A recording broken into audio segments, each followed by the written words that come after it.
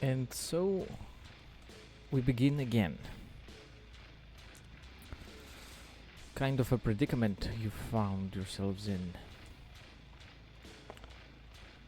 Many mutants, heretics,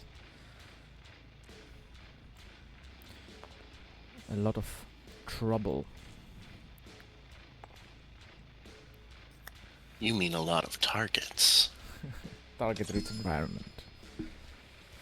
A lot of things to explode. There is chanting, there is praying. These people are very evidently in the midst of a form of ritual of sorts.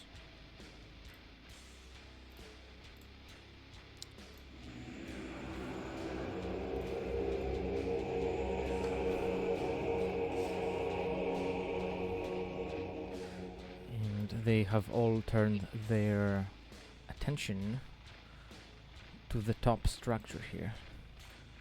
This spherical object, to this huge antenna. I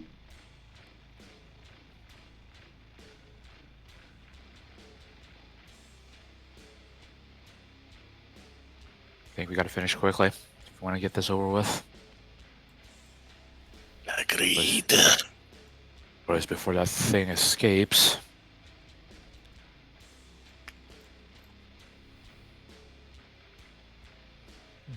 Have they noticed us at this juncture?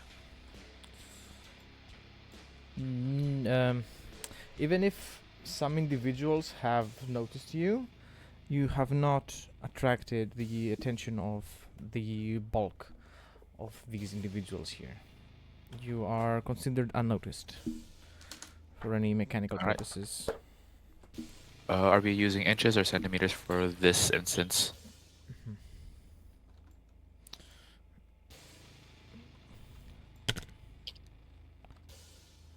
We should be using inches, I think. Just want to make sure. Yeah, inches.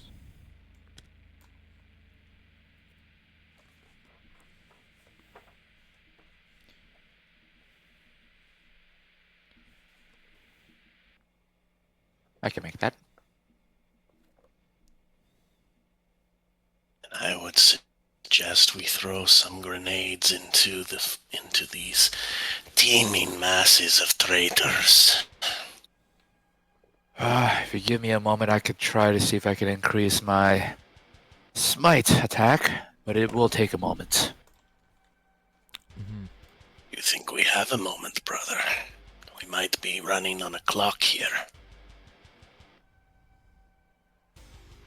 Should take just a couple seconds. Only a quick incantation. Okay.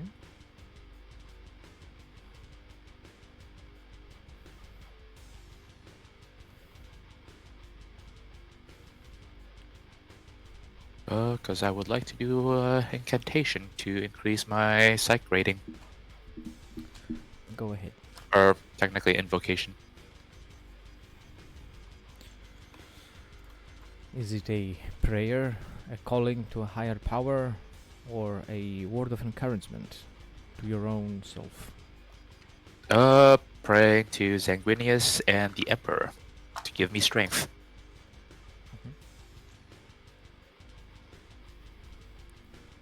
Alright, I need to beat a 49. Perfect time to use a force rating. Or fate rating.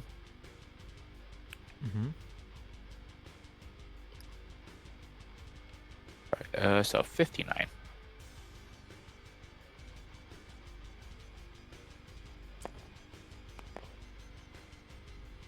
You know what? I will use another to reroll that. Alright.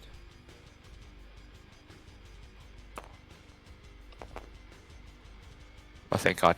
Okay, I get one extra psi rating. Because if I failed that, that would have been one less psi rating. High risk, high reward. Mhm. As the warp ebbs and flows around you.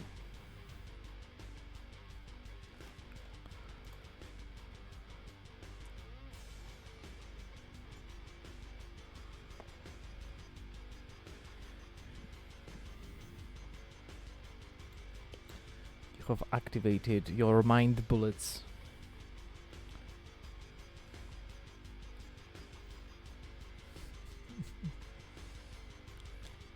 Also, I just noticed the librarian model is has a little bit better quality than the Space Wolf model. It reminded me of the meme with the pigs and the oats. Where are my pixels, brother? May I We're have high some definition now. pixels, brother? Yeah. Because it's a Primaris model. It's better quality. Anyway, yeah. So what happens? Sanguinius, great emperor, help me with this.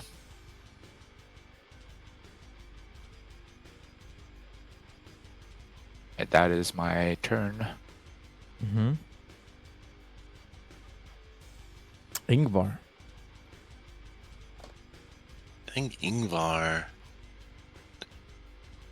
wants to do just a coordinated attack where we hit. So I'm thinking one of us hits this group and then another one hits this group at the same time.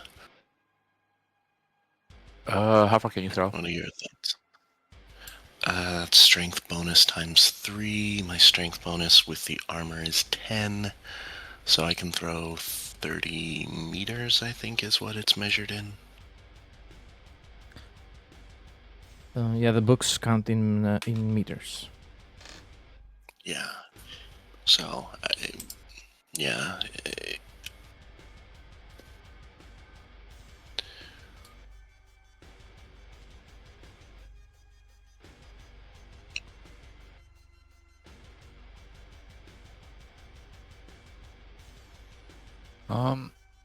I can go for the left or the center. You choose. I'm trying to figure out how to get the measurement. Oops, no, didn't mean to pick you up. To get the measurement, it's on the left side where, like, the hand, the pen, and all that. You gotta pick the line, or just hit F4. Thank you. Yeah, you can also hold down the tab button when if you hold the tab button, it measures, and you can also measure with your model if you pick it up and then hold down tab, sorry. Yeah. So that's 11 inches. Would 30 meters of throw reach that for the guys on the far left? Yeah. I think in this instance, we're using inches as meters. Every Gotcha. inch on the Okay. table is 1 meter in real life. Wonderful. I'll take the left. You take the right.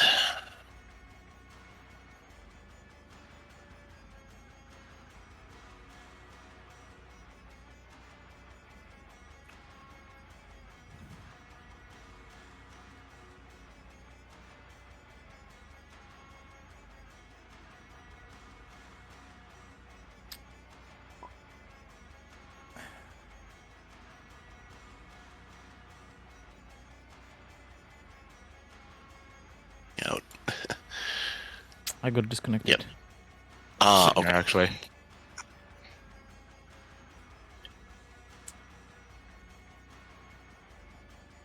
It did not like you throwing that grenade.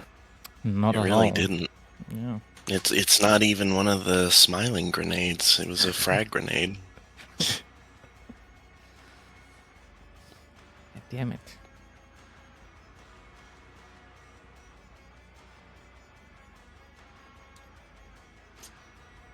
Okay.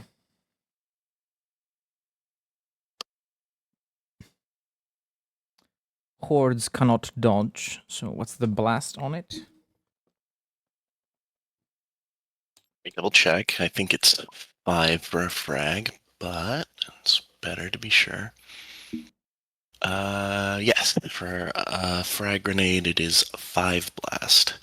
And it does explosive damage, so it counts for having 1 extra hit, I think, on hordes. I believe so, yeah.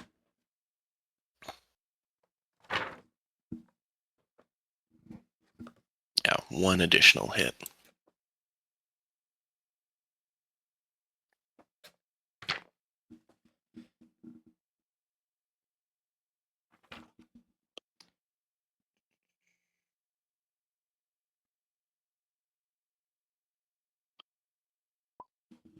Okay. Did you roll your check? No, after Go getting ahead. kicked out. Okay, so ballistic skill. Are there any bonuses for hitting this horde? It is a huge ass horde, so you would get a plus 30 to lob a grenade here. Gotcha. Okay, well that will make it significantly more likely that I actually hit. Hey, come on, actually roll the thing. There we go. Ah, this is important enough that I'll use a fate point to reroll. The opening bout, that leaves me with just 1, and I got a worse result. Yeah, even with the plus 30, that's a What'd you roll? fail. First time I rolled a 66, which was just 6 too high, and then I rolled a 73.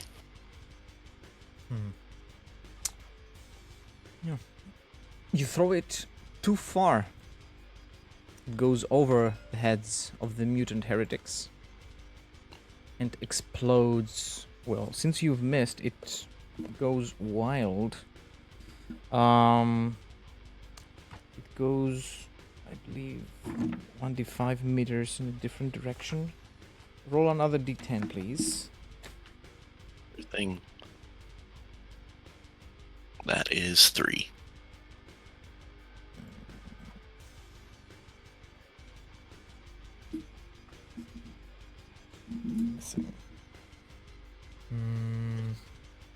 Okay, so you miss by 1d5.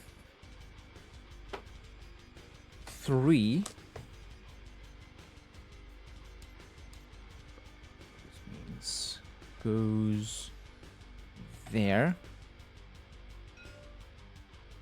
It's got a blast of 5. So it hits both hordes, actually. Oh, this may have worked out better than I thought.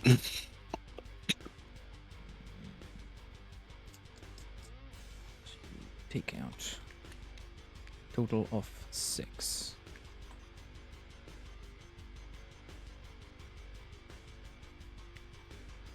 There you go. Fragments, shrapnel, glowing hot shrapnel kills the heretics, and they take notice. Now, is throwing a grenade a half action or a full action? I believe in the Black Crusade. In Deathwatch, it is an action. Okay. I was gonna dive for cover if I had more actions, but I don't, so... Won't let me join. Why? Oh no. Saying timeout, client. Give me a moment.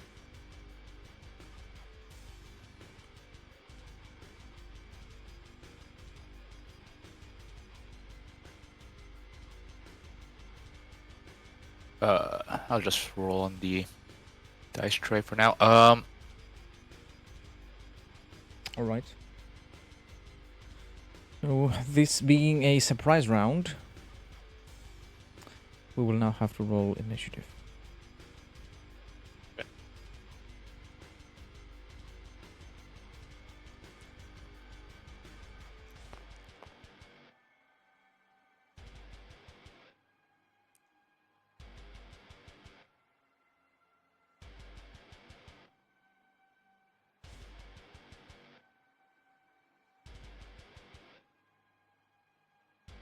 Okay, I'm trying to. There we go. It is a half action, actually. Oh, okay. Then, yeah, I will try to get some cover. but I rolled a 2 plus my agility modifier, 4, so 6 on the initiative order. I am 9 on the initiative.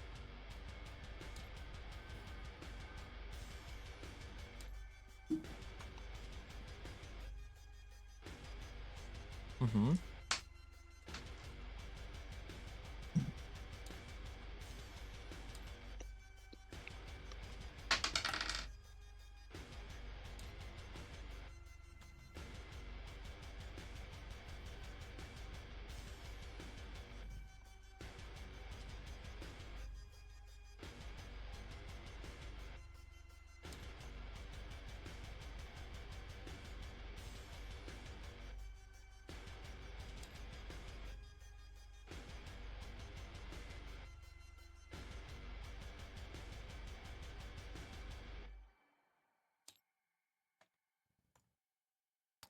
Cool.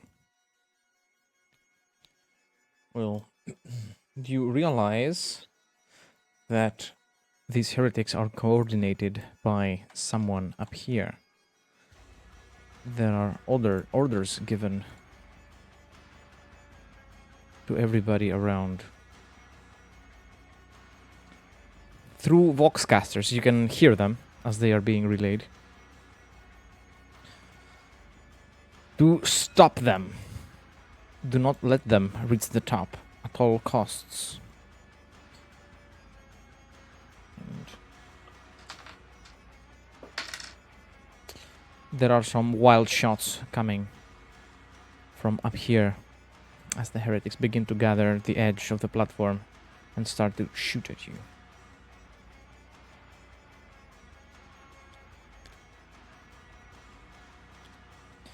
No hits achieved. Insignificant.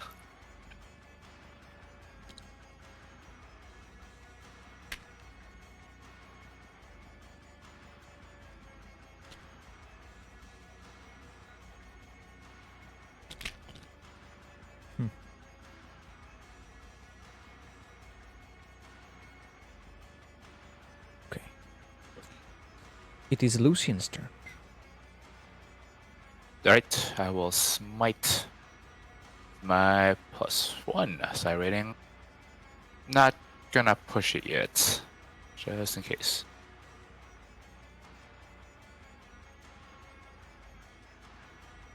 So it is.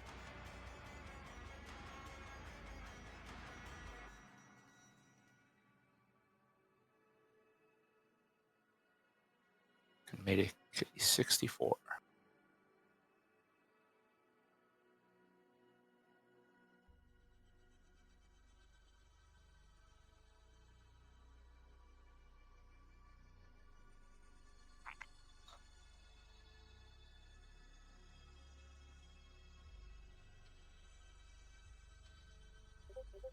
Just made it.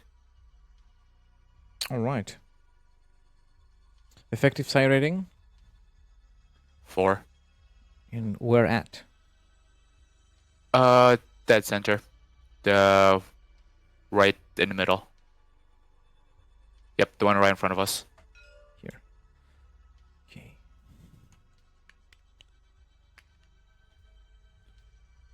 4 get smitten instantly. Obliterated. Then let's see here. Does using it be a full action or a half action? Nope, Veil times half. Alright, gonna use my other half action to cast Veil of Time. Mm-hmm.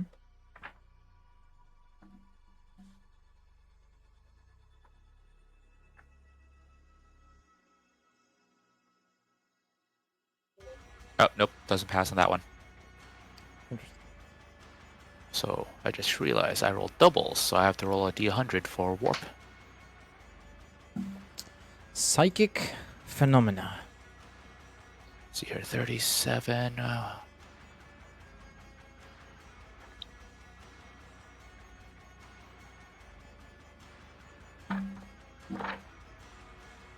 Forgot what page that was.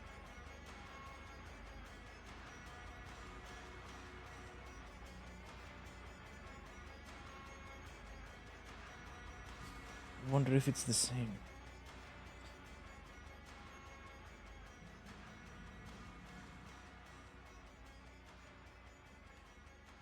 Is it Demonic here. Mask? 37, Chronicle Incontentance. Time warps around the Psyker. He winks out of existence and reappears in 1d10 rounds. Oh god. Oh, I'm alone. Oops. Well, I was debating what I was going to do next turn. Now I Alright. know for sure. At least it's 2 rounds. Okay, yes, that's definitely manageable. And I suffer 1d5 insanity and 1d5 permanent toughness damage. Ouch. This So is 2 why I do insanity and 3 toughness. Ooh, That's rough, man. this is why I don't fuck with the warp. What the? That fucking coward!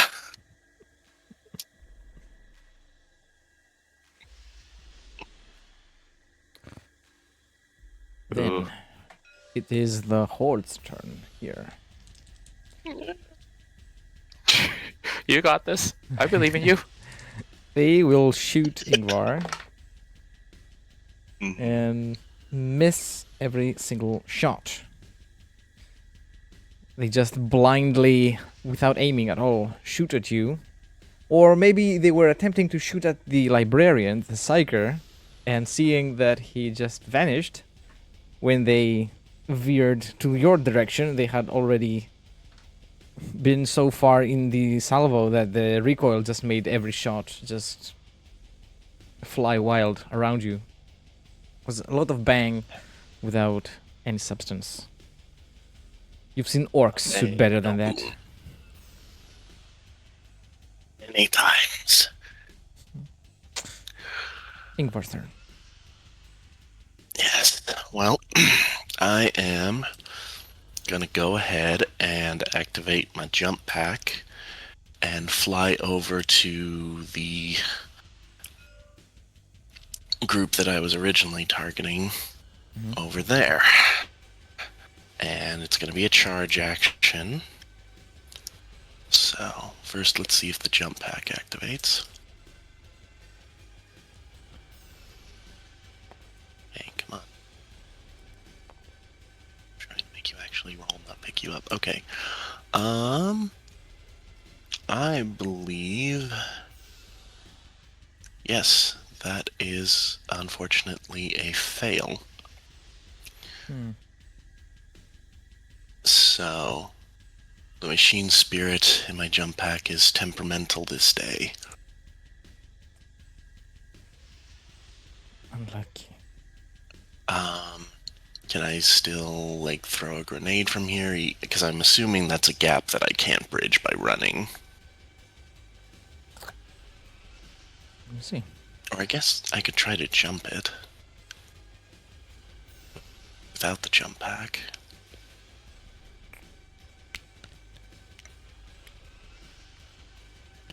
I want to measure.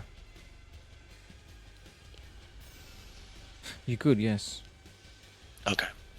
And that would be just a strength check to jump. Yes, acrobatics. What is it? I can't remember Yeah, the we don't have specific. athletics. Acrobatics, something like that. Actually, yeah, let me check the book. Because it does have a thing for, like, jumping. I just Acrobatics, have to yeah. remember where... Okay. Well, not likely to be successful, but I will give it a shot.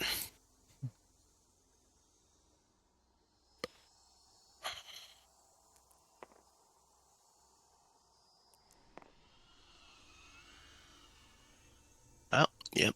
Nope, that is a failed acrobatics check. By a lot. Because I don't have that skill trained. We're not doing so well. No, we're really not. Interesting. If that's the end of my turn, that's fair. But if not, yeah, it is. It has to be I fell.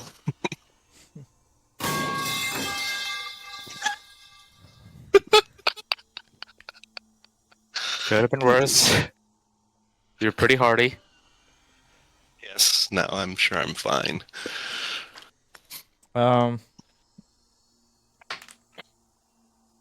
It is 8 wounds going through armor. My toughness bonus is 8.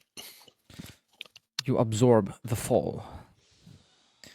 And you landed on your 32, which is, I believe, body.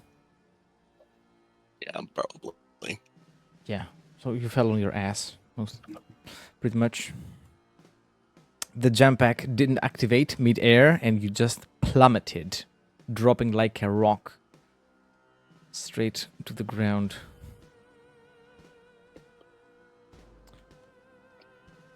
Machine spirit, I don't know what I did to offend you, but really?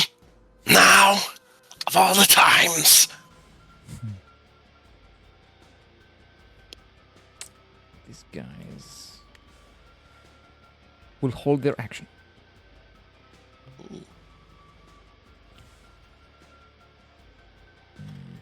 Obviously gave you more protection since they can't exactly shoot all at you. Yeah, probably.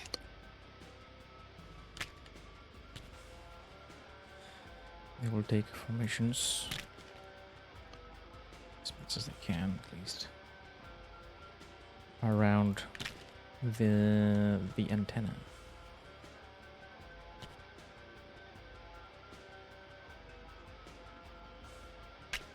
In case anybody climbs up, they will be able to body block them.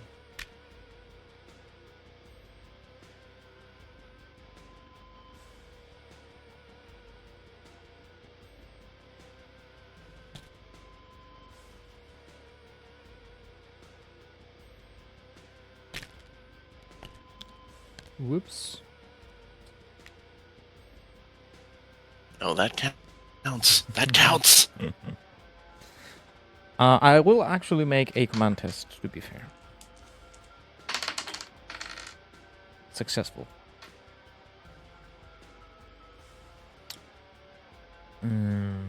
It is Lucian's turn, but he's still lost in the warp. You just hear warp entities and demons laugh at you as you are only able to see through a thin veil what goes on in the material world. And you see Ingvar just drop to the ground. And yeah.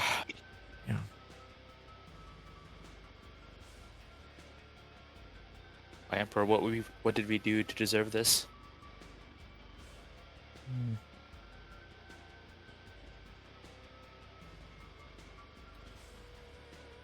These guys can see Ingvar and will shoot.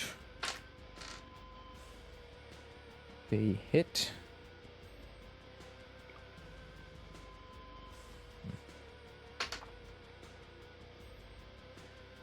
Seven plus something with little penetration won't go through your armor. Ingvar, it's your turn. Okay, well, after that humiliation, he will try to activate his jump pack again and get up here, hopefully making it so that either they won't shoot at him, or if they do, maybe they'll hit some of their comrades. All right. Let's see, that's an 8,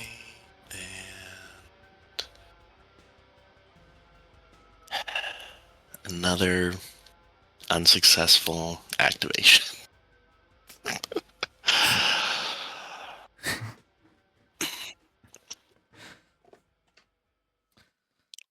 I think yelling at the machine this- spirit made it matter.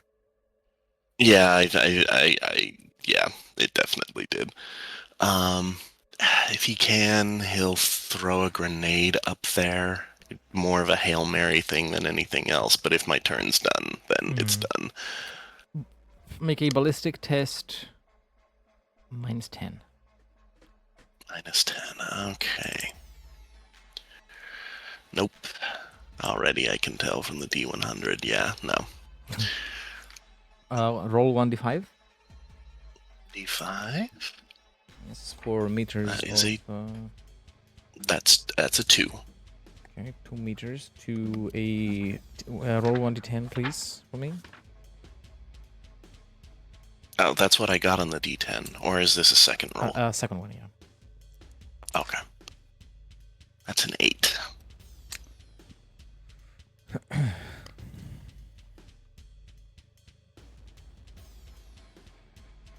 So 8 is back towards you.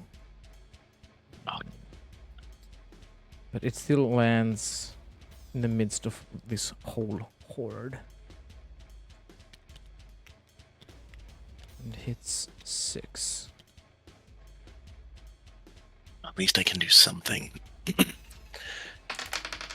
And if I have any more movement, I will seek out some cover. Probably, like, if I can go here, then into this little alcove. Activating your jetpack is a free action or is it a half action? That is a good question, and I do not know the answer.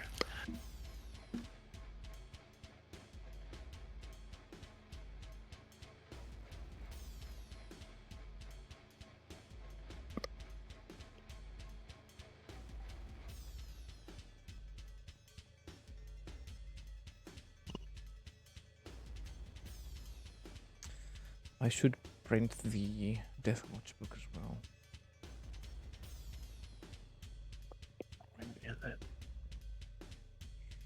Forcefield relics. Oh, here we go. Jump pack.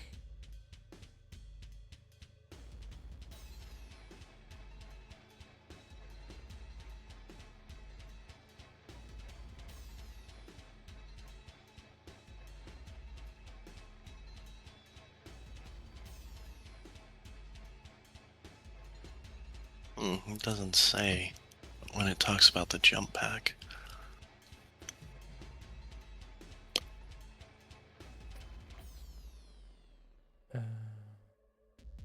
Says it requires personal pilot, or pilot personal to operate, which, yeah, we already knew that. It doesn't need a check to operate it. It only requires you to have the skill. Well, that makes me feel even more embarrassed, but, you know, we live and we learn. So, attempting to make fine maneuvers to dodge and terrify the traitors, you have found yourself at the bottom of the structure. And now you can see that you only had to turn it on.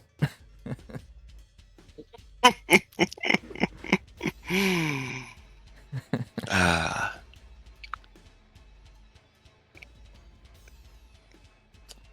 As it seems. That was your turn.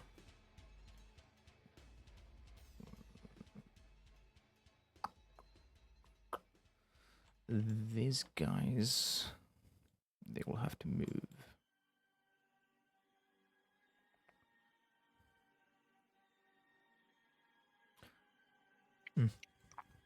And they will climb down to you.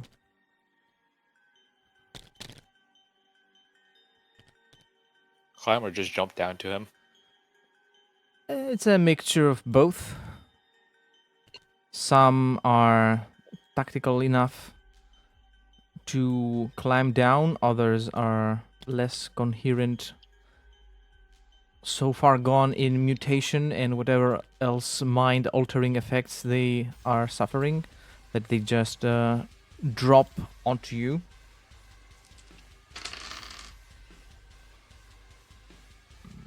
That would be a fail.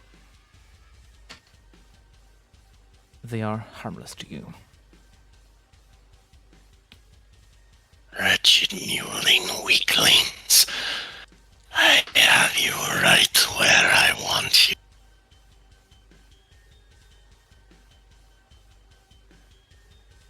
Peril.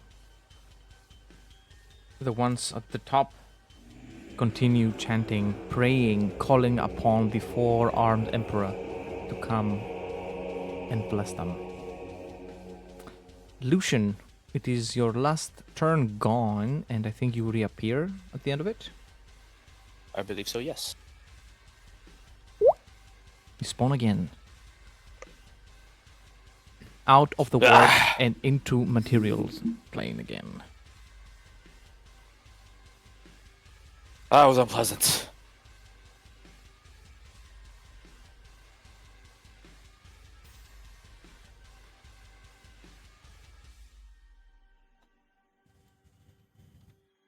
And you will be shot at. Success. Zealous hatred. Success. Do I still have a reaction to dodge? There are so many firing at you that simply by the weight of fire, by the volume of it, you are unable to dodge it.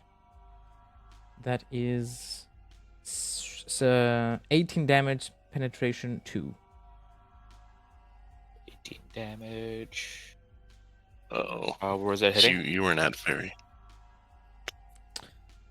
Left arm.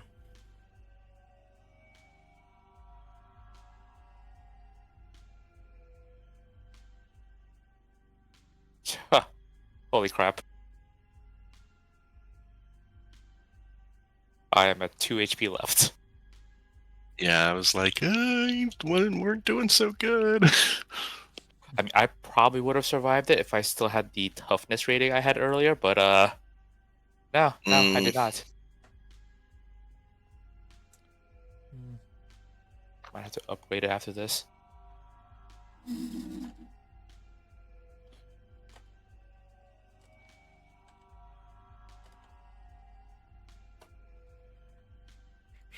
Two wounds remaining. Ingvar, it's your turn. And then they've surrounded me in melee, right? Correct.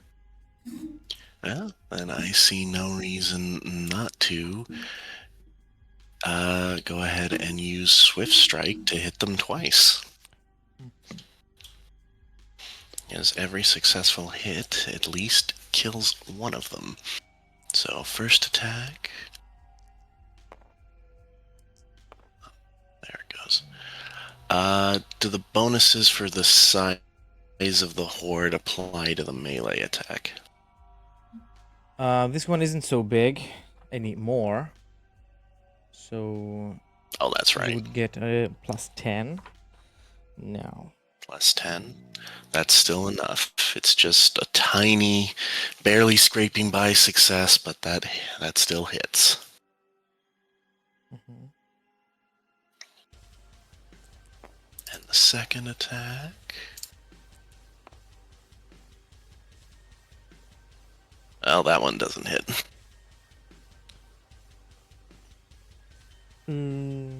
How many degrees of success did you get on your first one? Literally, it was with the plus 10, 65, and I got a 6. Okay. So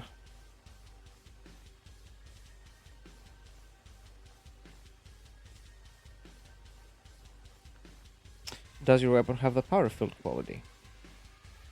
Nope. Okay. So you cut down two of them.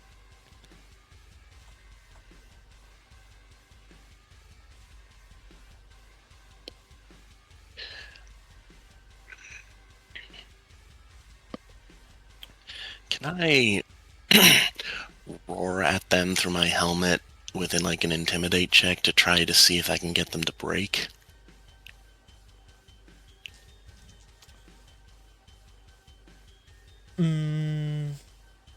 Yes, make an intimidation check. Okay. Oh, and that's a strength-based skill. I thought that'd be fellowship. Okay, well, It that can works be for both. me. Okay. Well, either way, I'm not trained in it, which I should be, but that's besides the point. Do-do-do.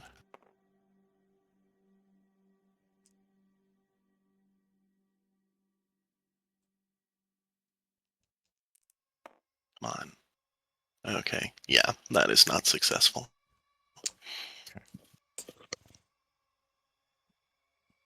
They are still bent on murdering you. They will not break. They continue to fight on.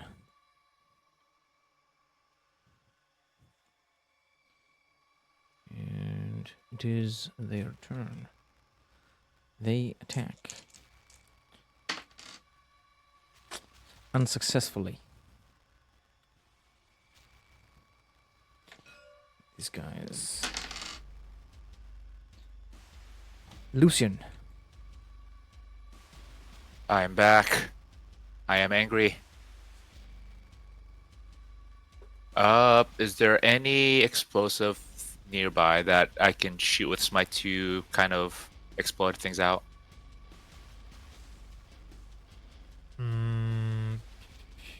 Around these guys down here.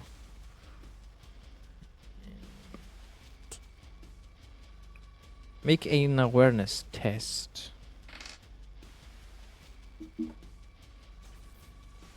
Awareness.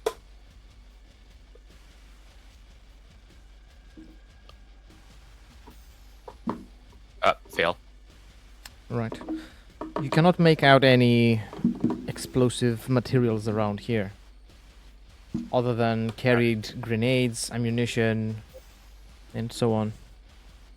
Alright, Smite it is.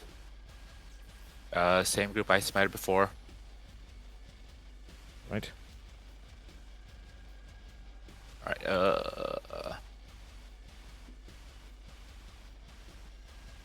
you know what, I'm still gonna go unfettered. I'm sure it was fine. That's a fail. Oh, I'm taking my last thing is find a spot to duck and cover in.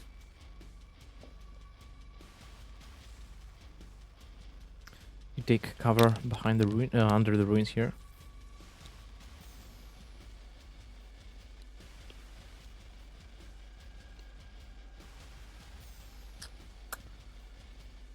Your magical energies fizzle harmlessly around you.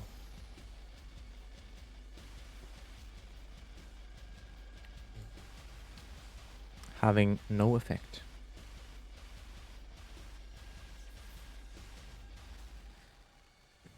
They will attempt to shoot you. You are in cover.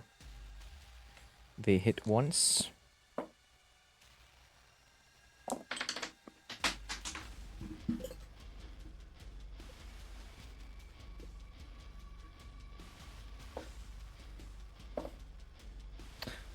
You are saved by the cover. No damage taken. Oh, thank God. Ingvar. Vile heretics assail you in melee. Second verse, same as the first.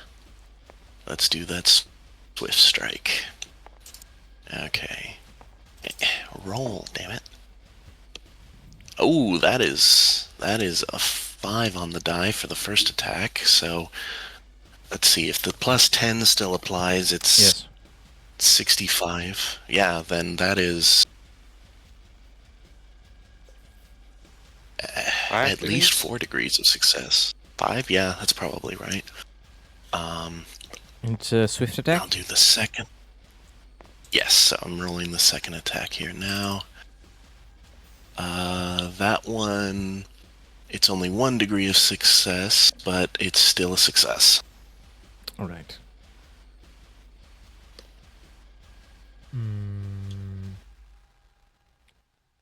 That is a total of 5 people cut down.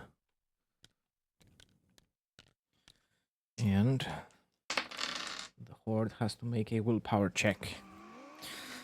As you cut them down, they break. They start running away from you, terrified, unable to even slow you down. You are a beast, a predator, and they are your prey. You are twigs before a blizzard, filthy heretics. I will slaughter you all in the name and the All-Father! They are slain.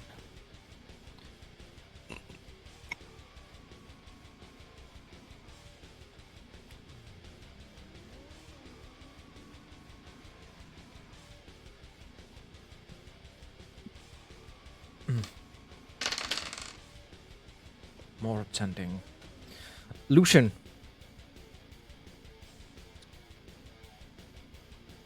It's your turn.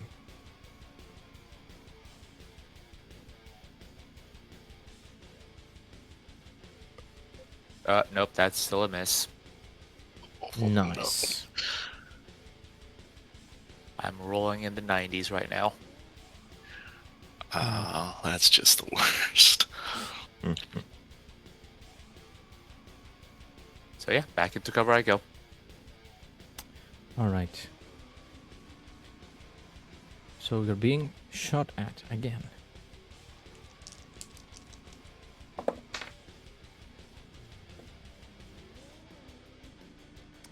Misses all around. Hits landing on the plascrete around you, sending shrapnel and debris in every direction. No hit scored against you. Ingvar.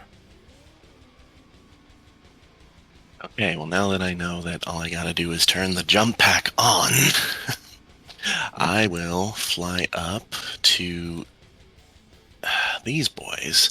And I realized where I got confused. There is an ability, and I did take it, Wings of Angels, where if you activate your jump pack, you get some bonus damage, which actually doesn't really matter with a horde. And you can get bonus distance, but I measured it out, and I'm well within range.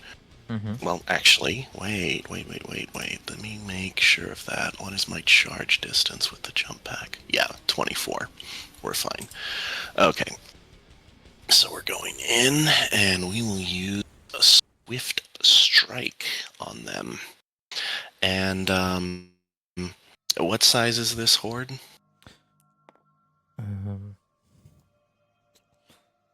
It is plus 20. Plus 20, and then plus 10 for the charge. Okay. Oh my god, that is a success.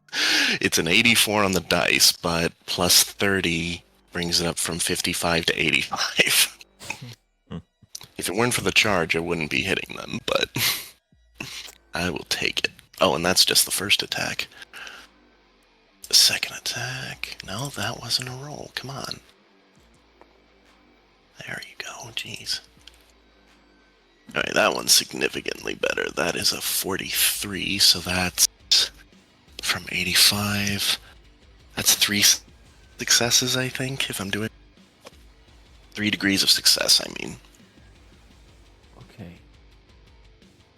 So that would be 2 hits.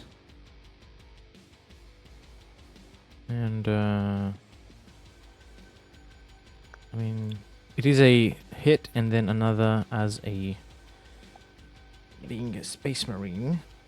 Space Marine inflicts 1 hit for every 2 degrees of success on his weapon skill test. So we cut down 3 more. You have come here to die, heretics. Your gods will abandon you, and you will only be left to face my blade and my fangs. And he resists the urge to pull his helmet off.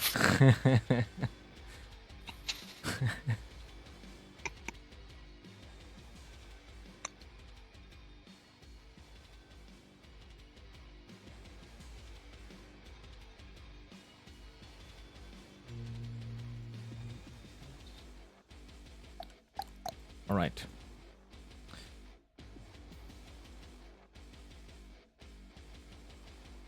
They still hold. And they will swarm you now that you are here. You can see the ones that are greatly mutated have very distinct features. Looking like this. The horde attacks. The horde hits.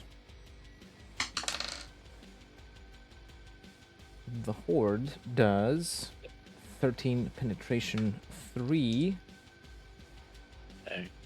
to the body. Body. 13. Nope, Right. doesn't do damage. No, with the penetration. 18 penetration 3, sorry. Oh, 18. Yes, Yeah, yes. that's gonna do it. I'm sorry. That's gonna take, how much is that? That's gonna take 3 damage. Mhm. 3 wounds. I will mark that.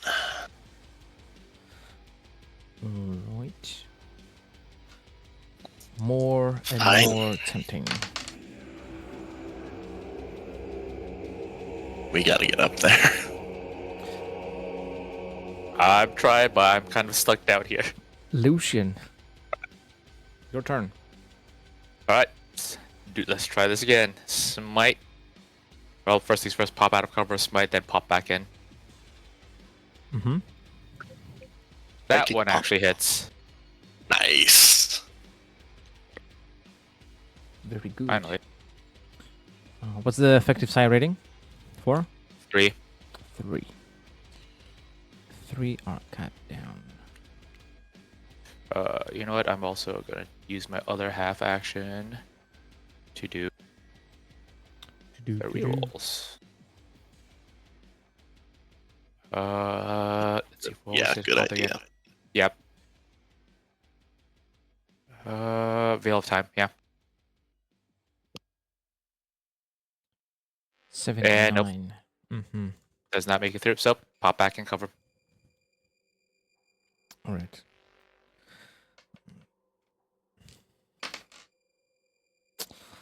They break. They cannot take your mind bullets. They start to run away. Like mice from a sinking boat. The horde is broken. Finish my target. I'm on my way up. So good of you to rejoin us. The warp is not a good and fun place, brother. Server disconnect. We're supposed to have. Yep. Yes, that is exactly what happened. It really did. Really, for real.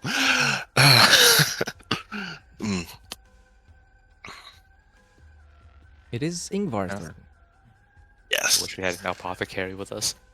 Yeah, you and me both. That's my next character if Ingvar dies.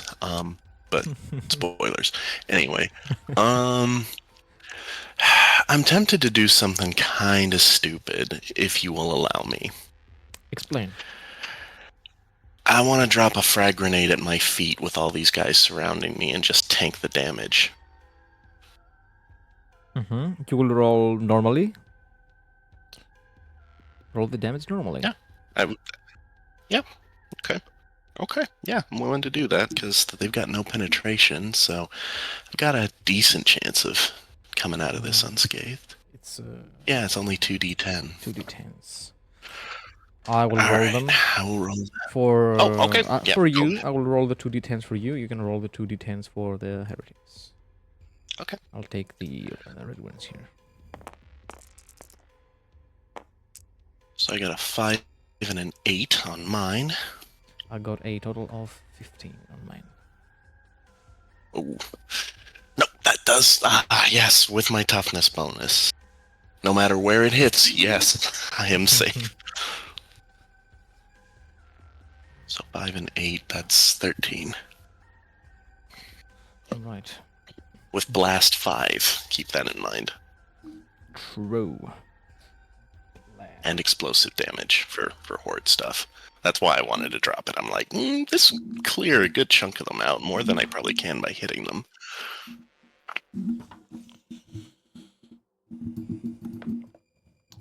So, 6 of them are cut down from the explosion.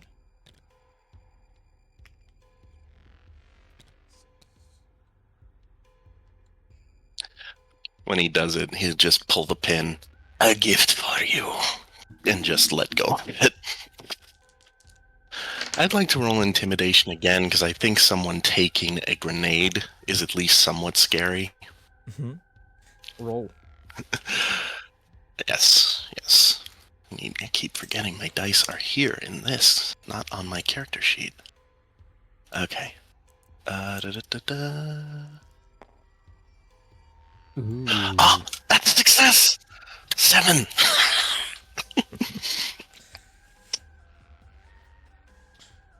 The less mutated ones cower and retreat.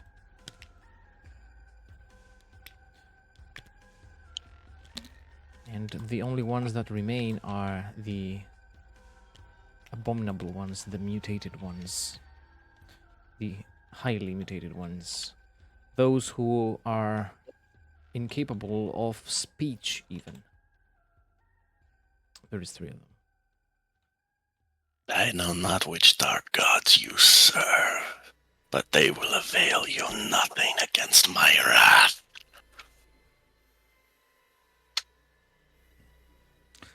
They click their teeth, they twitch their mutated 3 arms.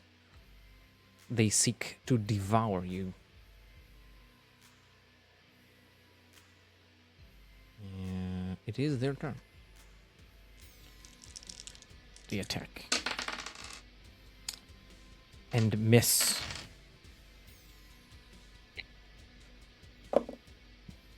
As I told you, your gods will abandon you, and that will leave you only with me.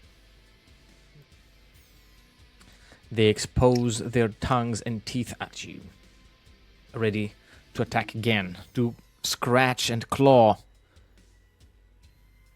at you, rip you apart, dismember you and consume you. It is Lucian's turn. Okay, I will start moving up then. Probably trying to find anything that I could use to explode. Yeah, I mean, if you can do something to damage the tower, I think that's probably going to be hugely advantageous to us. Make an awareness test.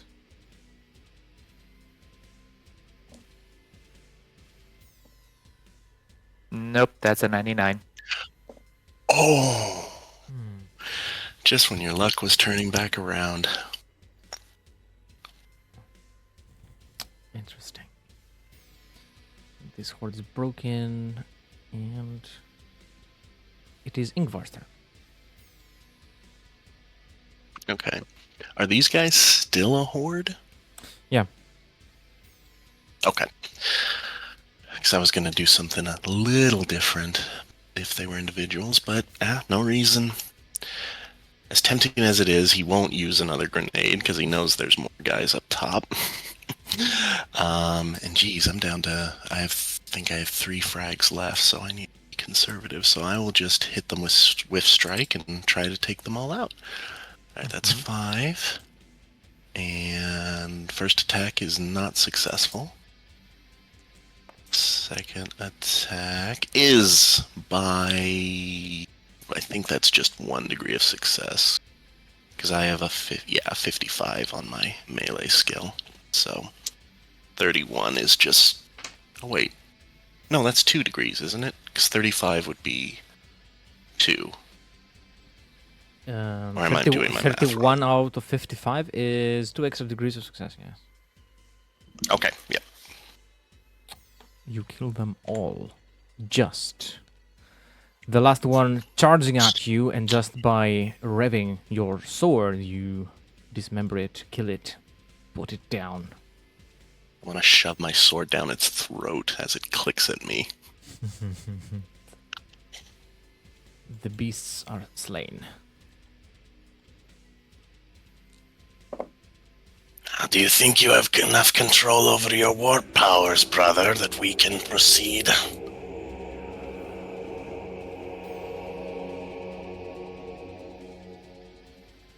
It is Lucian's He said- turn. He said it again. The chanting kind of overpowered it. Oh, it was just kind of an annoyed. Do you think you have enough control over your warp powers now, brother, that we may proceed? The warp's ever changing. I have no clue. This is why we don't truck with it. Anyway, do you see any structural weaknesses? I will check again. Awareness test. Hey, I got it this time. 28. Nice. Way to go. There is fuel canisters up here, along with a terminal. And there are also armaments, grenades, and other volatile materials up here as well. Fuel. Alright. Can I actually hit the ones at the Here. bottom? Yeah. Base. Yeah. Can you join in the simulator again? It kept saying, what is it called? Timeout client. Yeah. I'll send you an invite.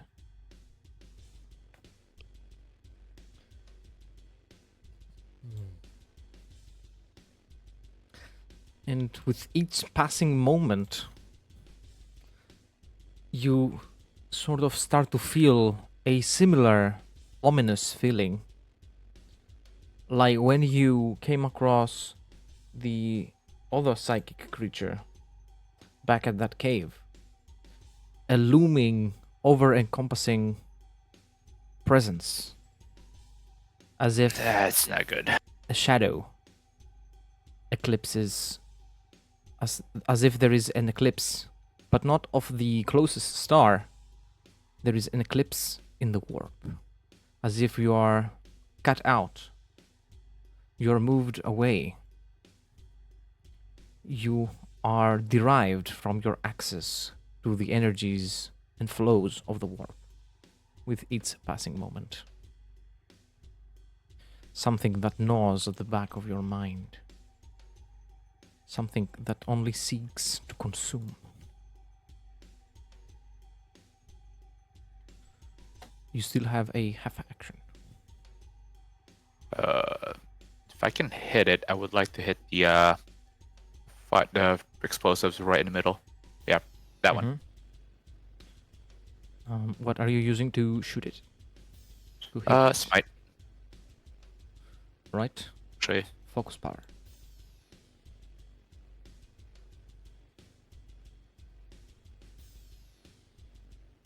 oh, dice gods, please don't fail me now.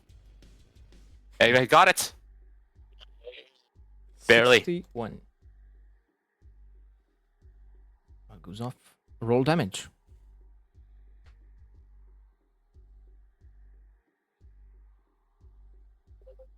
$18 damage. That is enough. You trigger the contents of these canisters, and with a loud boom, they explode.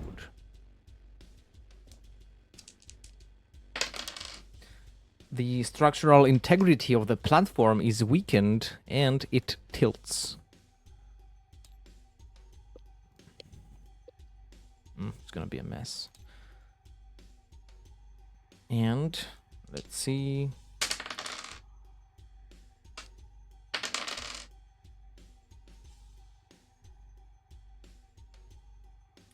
There are some heretics that are flung off it as it violently tilts in one direction. If you have any more crack grenades, now would be the time to use it.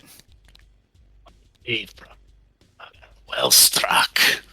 And yeah, actually, oh wait.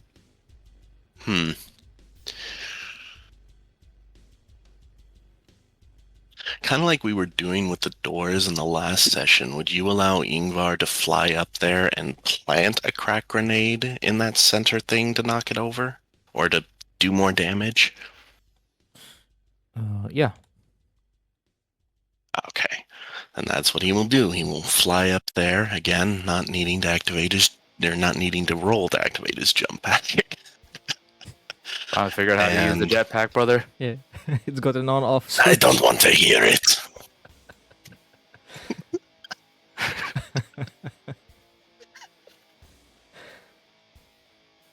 And plant a crack grenade and do the best he can to get out of the blast. Now, And then Um, boom. do you have, what is it? Explosive? There's a specific skill for this. Oh, demolitions, which no, I don't have.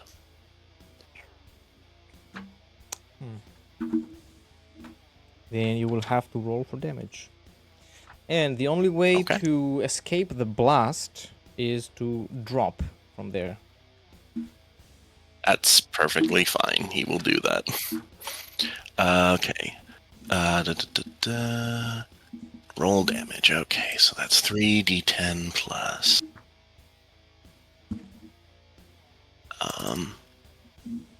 Come on. Okay, 5, 8, and then I'll roll. Oh wait, no, that's not a d10. Here we go. Okay, 5, 8, 6 plus 4.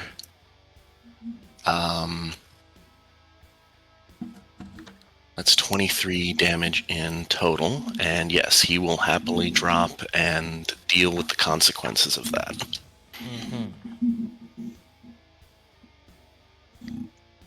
Because a crack grenade blast could hurt him, maybe even kill him. Alright. Planting the crack grenade and dropping.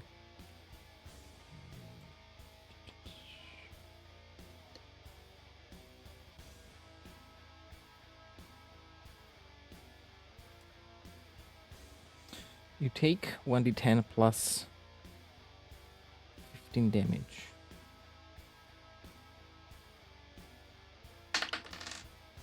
That is 18 damage to the 96, which is to the left leg. I think that's the left leg, okay. And does it have any penetration, or does No. it just ignore armor? It ignores armor. Okay. Okay, you said 18 damage, right? Just making sure. Yes, yes. Okay. That is definitely going to do something. I think, let's see, 8 toughness, so yeah, 10 wounds, oh boy. He went from being kind of okay to not really okay. He's the same ballpark as me now. Yep. Definitely need to see the apothecary after this. Great. I need to try to requisition one for this team. What would 3d10s look like? Zealous hatred. that would have been 25 if you had taken the blast from the crack. Yeah. Are you in the criticals at all? Oh, not yet. I've still got 8 wounds left before I start taking critical. You're fine. And so, with this explosion, then.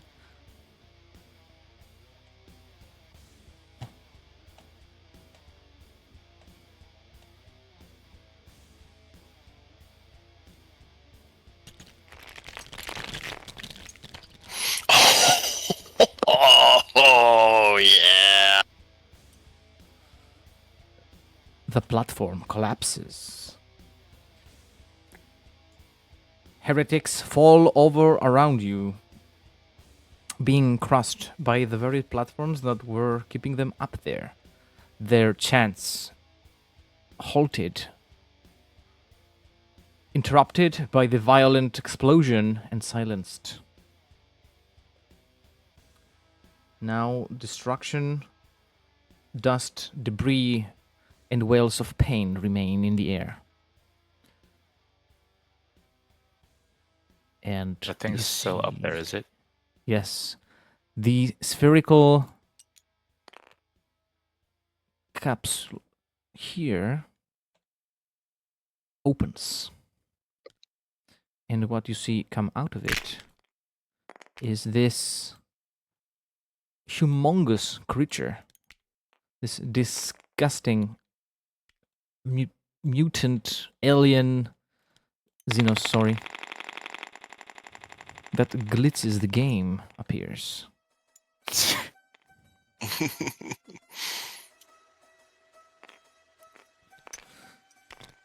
And as if it was awakened, or more likely abruptly birthed, it sluggishly gets up and starts looking around. It rolls for initiative.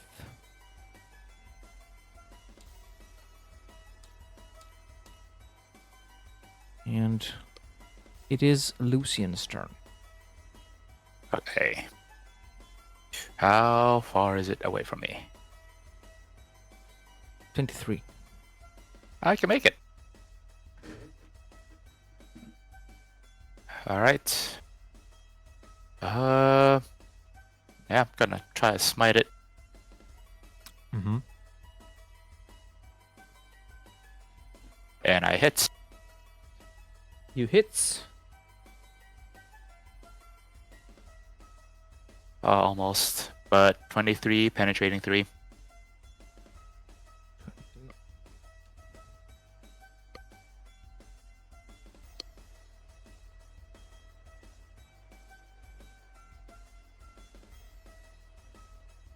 Going into Veil of Time. And I actually got it this time. Nice. So it is half rounded up. So I have 2 rerolls for this one.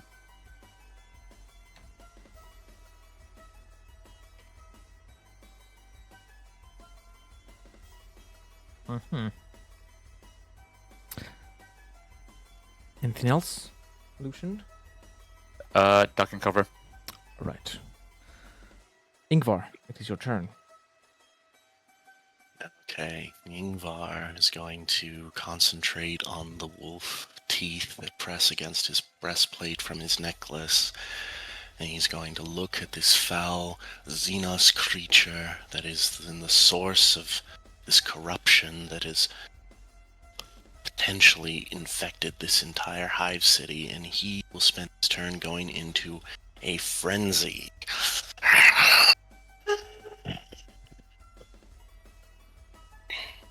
That's going to give him plus...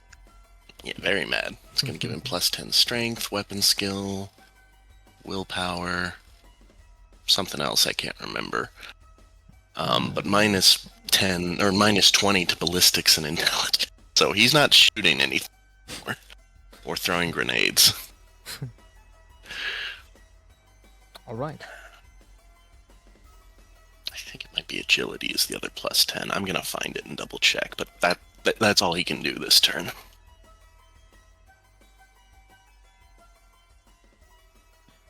Then it is the creature's turn. It will descend. It is slow. It is still lethargic. And does not want to move. Oh no. Oh, it is plus 10 toughness, actually. Okay. That's good. It moves all the way down here. with its many limbs and ends its turn there.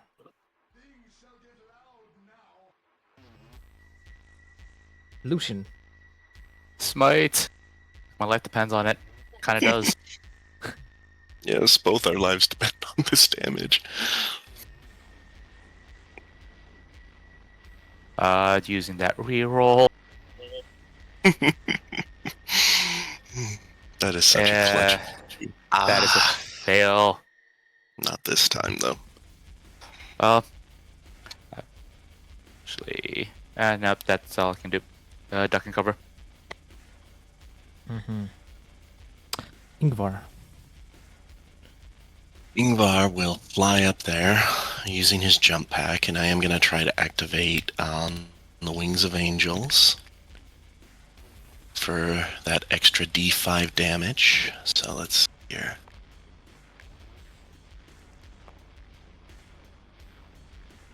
Nope. Definitely not on that roll. Okay. But he does still get up there on a charge, and he will go ahead and swift strike this thing, try to bring it down as quickly as possible. So, first attack. That's a hit. 32, so that's 3. No. Yes, on the charge it is 3 degrees of success. Second attack. Will attempt to parry. Go for it. It parries. Okay. Second attack is 20, so that is on the charge 4 degrees of success. Roll I'll go damage. ahead and roll damage for that one. Yeah.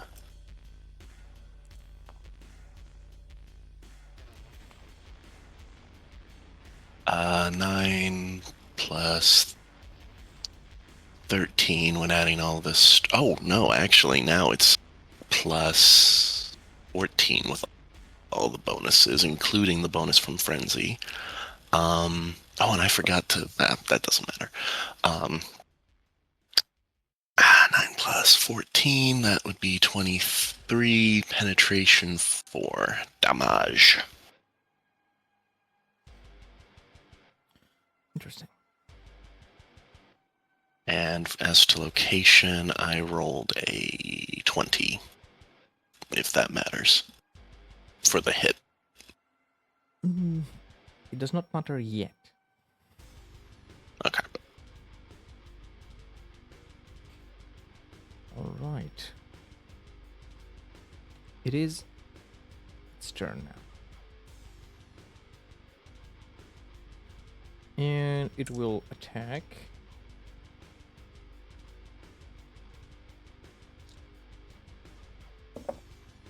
It is successful. You can attempt to parry or dodge. I cannot parry in a frenzy state, but I will definitely try to dodge. What's my agility again? It is 44, and dodge is not a trained skill. I don't know why it says it is, but it's not. So okay, great. Gotta get a pretty low, or yeah, gotta get a pretty low number. All right. Anyway, or nope.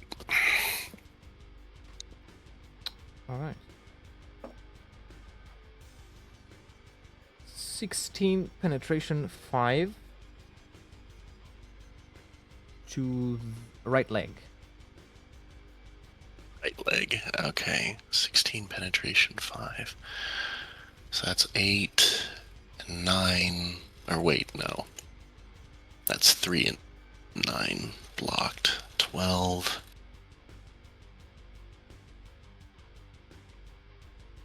And I'm sorry, you said 16 damage? Yes. Okay, so that's 4 more damage. He is down to... He's fine. I mean, you know, no critical yet. He's totally fine.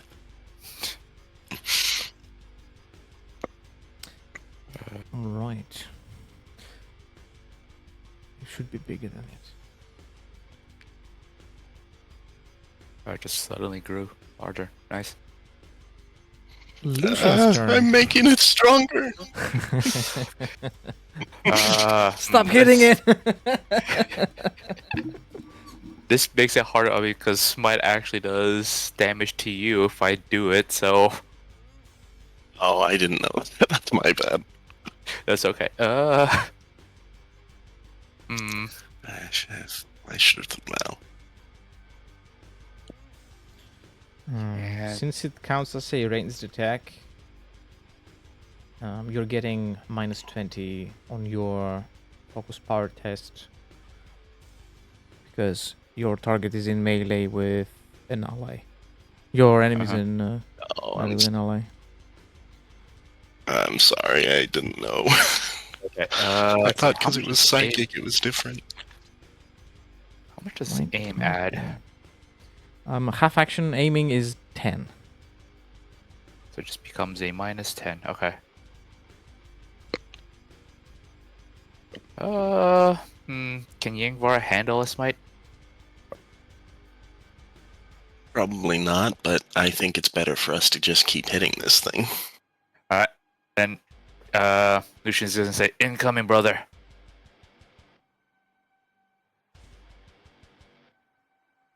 That hits. Alright. Roll damage. Oh, ouch. 9 damage, penetrating 3. Oh yeah, I can tank that. Do you know who else can? But I imagine.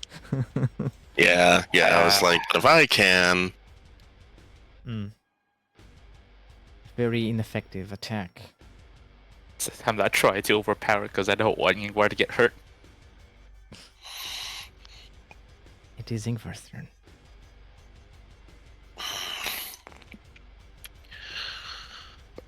he's in a frenzy though. He's not thinking tactically.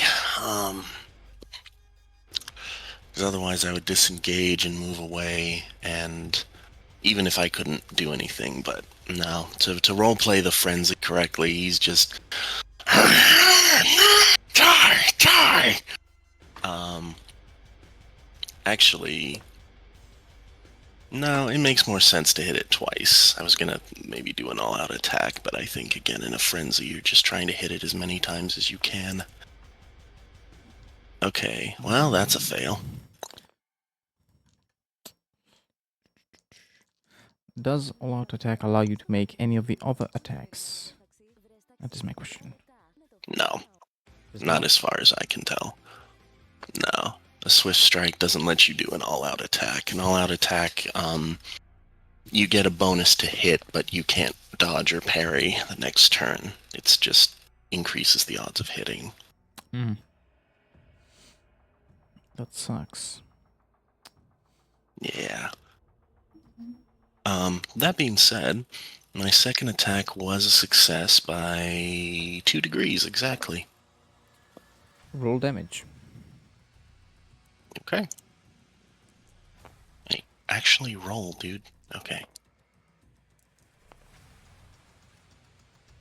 Okay, so that is 8 plus 14, which would be 22 penetration. Is it 4? Yeah. Yeah, penetration 4. Nice.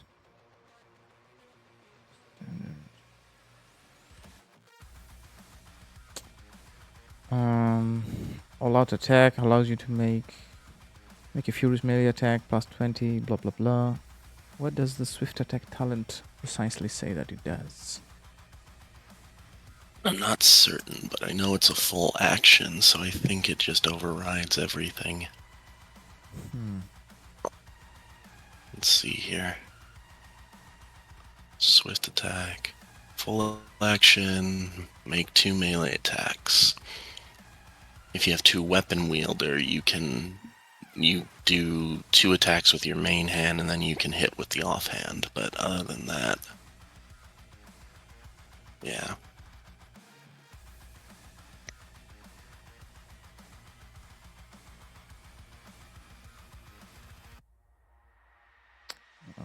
Fucking sucks, man. Yeah. The assault class doesn't really open up that much until rank 2. Yeah. I think most classes doesn't open up until later ranks. Mm-hmm. It is the creature's turn.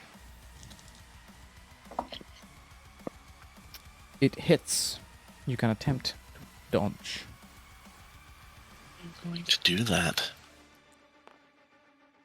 If I survive this, I'm training in dodge. Oh, just short. It was almost a success, but not quite. Could always do a fate to reroll. No, I'm gonna save that if I take some major damage and use that to negate some of it. All right. That is 21 penetration 5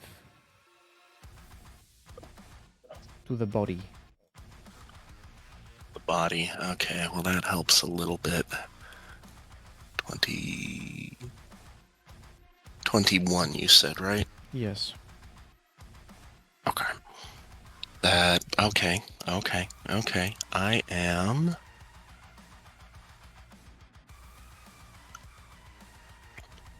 two wounds remaining.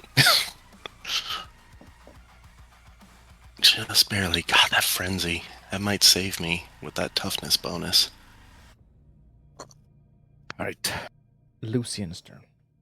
Aim. Smite.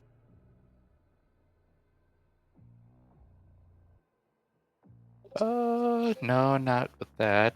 Just gonna reroll it. Mm-hmm. Nope. And it's a But I do have to roll a d100 now. Oh no. Let's see here. Psychic phenomenon. 7. The air around the psychic is permeate with a bizarre and oh, same thing as last time. It's Oh, you vanish again? No, this unholy stench. Ooh. Oh, you meant the first time it happened in the cave. Yep. Brother, did you fart? That's the creature, brother. Sure, blame it on the Xenos.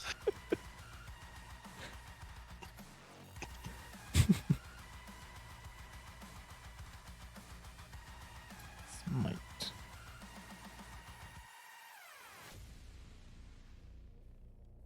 Hmm.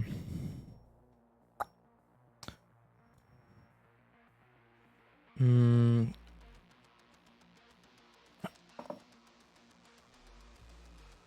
And that's it for me. All right. Unfortunate. Ingvar, your turn. Let's hit this guy.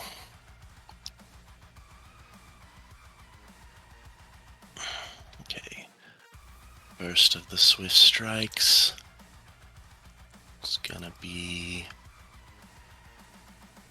a success, 1 degree of success. Second. Oh, that's almost a critical. That's 8 on the die, so that's 5 degrees of success. Roll damage Go for ahead. both. Yep, okay, first attack. We got... Okay, 8 plus 14. I just did... Okay, that's 22... Yes, penetration 4. Next one. Come on. Okay. 23, penetration 4. Okay. That did a lot of damage. It's bleeding.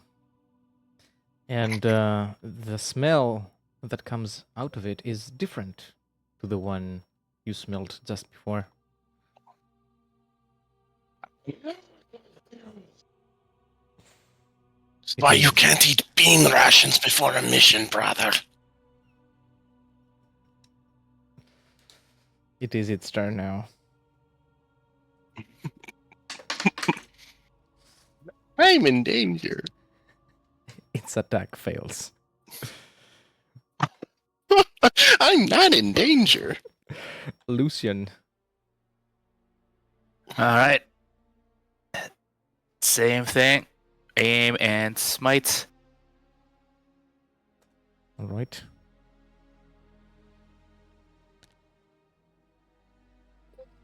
Nope. Doing that reroll. Nope, not with that. -10. That -10 is really making it harder on me. Ooh. Oh, that I fell? What's the range on that I will attack? be 30 meters. You might have been at close range.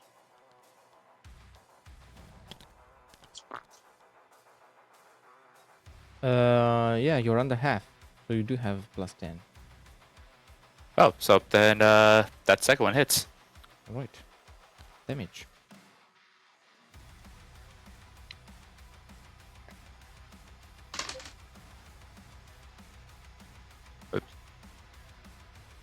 Didn't need to do that.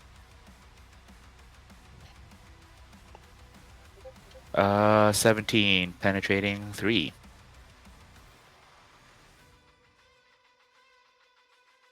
Mm-hmm.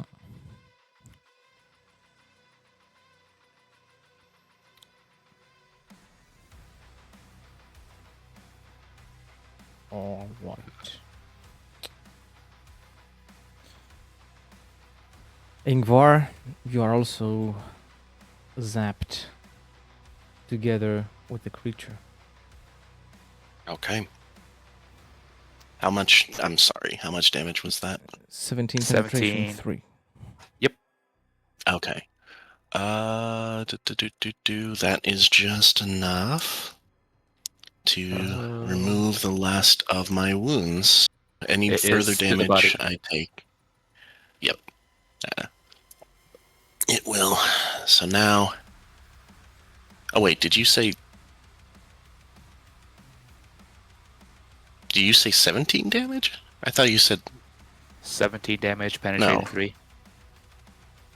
penetrating 3. Okay, that's why. That's why I'm doing the math this way. Okay, so that. Yes, that is effectively removing the last of my wounds. From now on, I will be taking critical damage. Oh boy, I am in danger. What about the creature? The creature isn't looking too squiffy either. It's bad. All right, Ingvar, you gotta take it home now. It is Ingvar's turn. Yes. Yes, I will. However, I am going to spend my last fate point to remove D10 damage before I even attack. So that's the last fate point gone. D10. Come on, big numbers, no whammies. Hey, that's 8 damage. That's good. So now I have 8 wounds to mess with instead of none. Okay. Now, first hit with Swiss Strike. Oh, not on that roll. That's a 92. That's no. And oh, that's 100, isn't it? Because it's a 10 on the D10 and then a 0. It counts as a Or, critical success because 0 is less than 1. I got a crit. What does a crit on a hit mean exactly, though? It means that you can select one of the dice and it does maximum damage, basically. So one of the dice is gonna be a 10. Okay. For sure. Okay, yeah, well, there's only one dice for the damage of a chainsaw.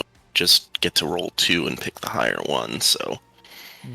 I Yeah, will that's go ahead and 10 roll plus them 14. because you might get Righteous Fury. Oh, that's a good point. Nope. So, but 10 plus 14 is 24 damage with that penetration 4. Alright.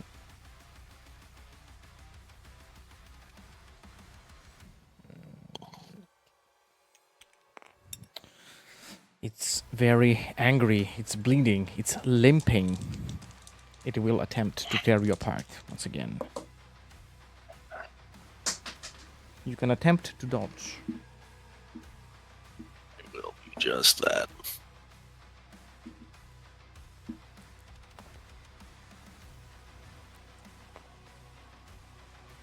Nope. That is 21 penetration for to the 90, to the left leg. Left leg. Okay.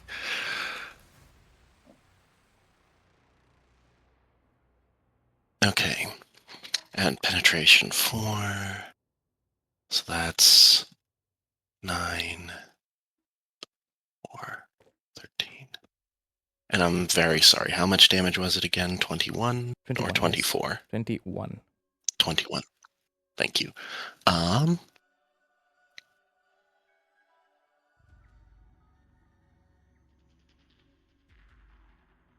boy. Okay. Yep. I think we're going into critical damage territory, but it wouldn't be as bad. Okay, let's see. 20 damage, 13. Oh no, we are not. Almost. But we are just back down to 0. Whew, that was a good use of a fate point. Lucian. Alright, can't chance it. I'm gonna try moving up there. Gonna run as quick as I can. Alright. If you succeed in acrobatics, you can make a charge action. Acrobatics. I will not be able to succeed that. I do not have that trained.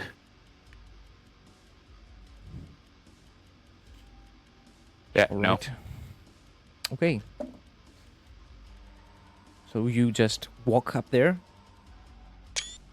like a regular person. Now we're flanking it though, so Yeah, that'll be good. Yes. That would be plus 10, yes. does running up there count as a full action? No. Alright, yeah, that's gonna swing. Wait. Channel your psychic might into its face. I will try. And I do hit it. Nice. Let's see, damage. You can roll damage. is-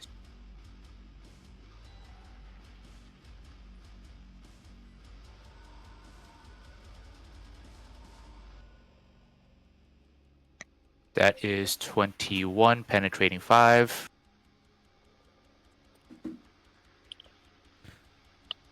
Then I will do that willpower. No. Actually, let me do a fate reroll. Yeah, no. That still doesn't go through. Mhm. Oh, I killed it. Yes. Yes. I didn't even notice that. I was just busy rolling. The creature is failed. It screeches. It twitches. Yep. With its death Well throes, struck, it brother. tries to claw and bite at you as you break and crush its limbs, breaking its carapace open and spilling its intestines and whatever kind of ooze it has for blood on these metal plasteel platforms. The heavy corpse falls, crashes like a broken toy. This this was a very hurtful mission.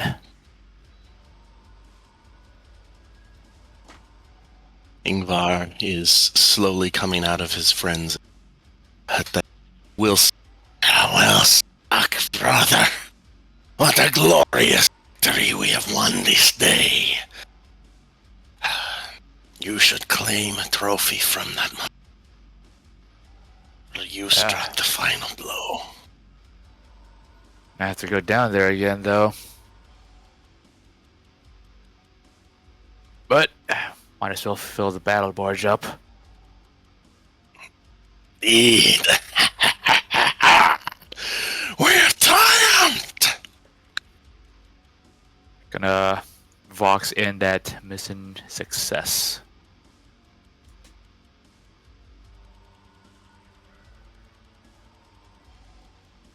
But yeah, he is gonna go down there and just cut off one of the head. Congratulations, brothers. Another victory for the Deathwatch. No Xenos, no mutant, no heretic shall stay our might. They will all be cut down. Fortunate about the hive, though. Yes, we have much to report when we return to the top side. This entire hive may have been compromised.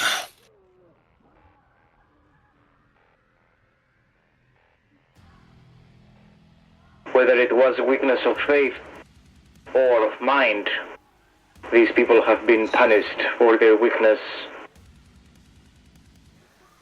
We did what we can.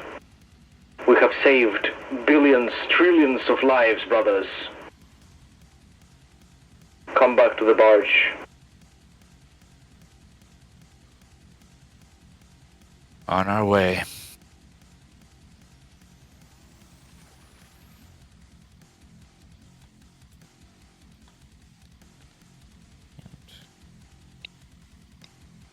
The creature, the creature's body lays amidst the rubble.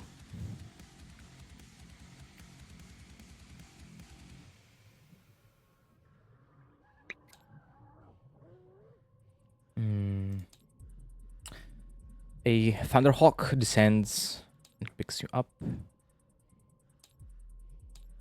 and transports you back to the barge.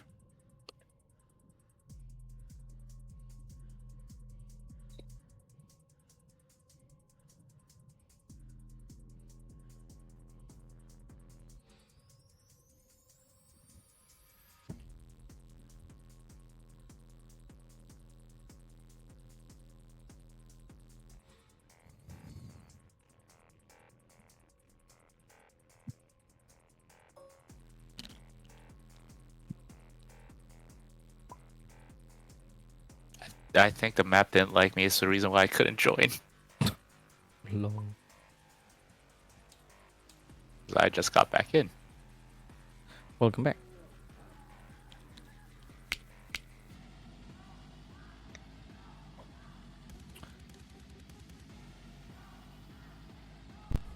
You will be kept in quarantine, brothers. We do not know what vile organisms you might have brought with you. The blood of your quarry still soils your armaments. Cleansing senators will be appointed to your location, will be coming to you shortly. Also sent an apothecary. Me and my battle brother are very injured.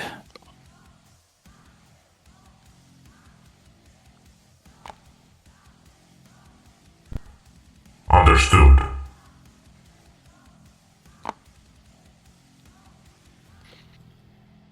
Servitors start cleansing you, washing the blood away with sanctified water,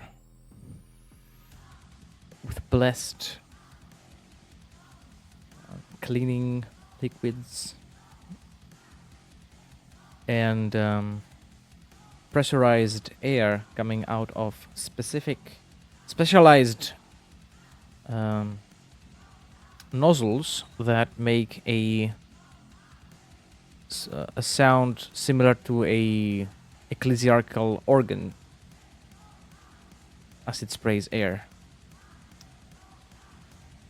to perform the cleaning ritual, of course.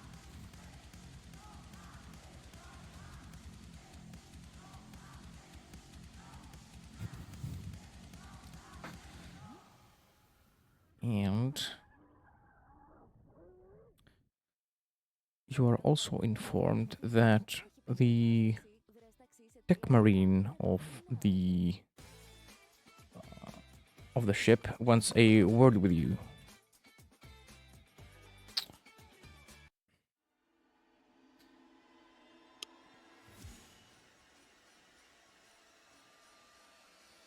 Oh, Brother Jerubal wants a word, brothers. He may have some insight on what it was you faced down there. It appears that these creatures have appeared in the past. There are previous records of the Imperium facing these. See him for more details. We have to deliver the data slate to him as well.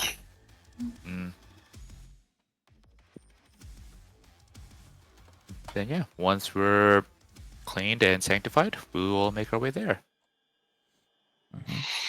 It is a shame that this blood, this baptism of righteousness is to be wiped from us.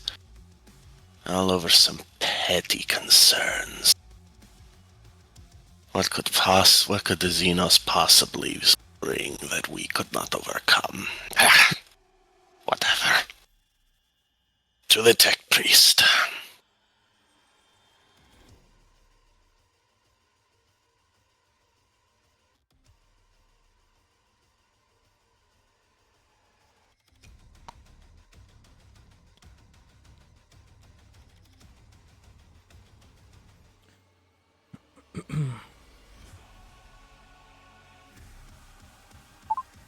Venerable Masters, welcome back. I am pleased to see you survived your quest and have brought back valuable information. By my calculations, these will increase our percentage of knowledge by 3%.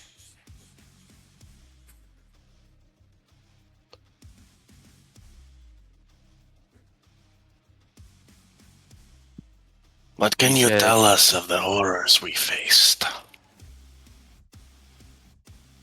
They appear to be tyrannid bioforms, somehow connected to the mutated population of this planet.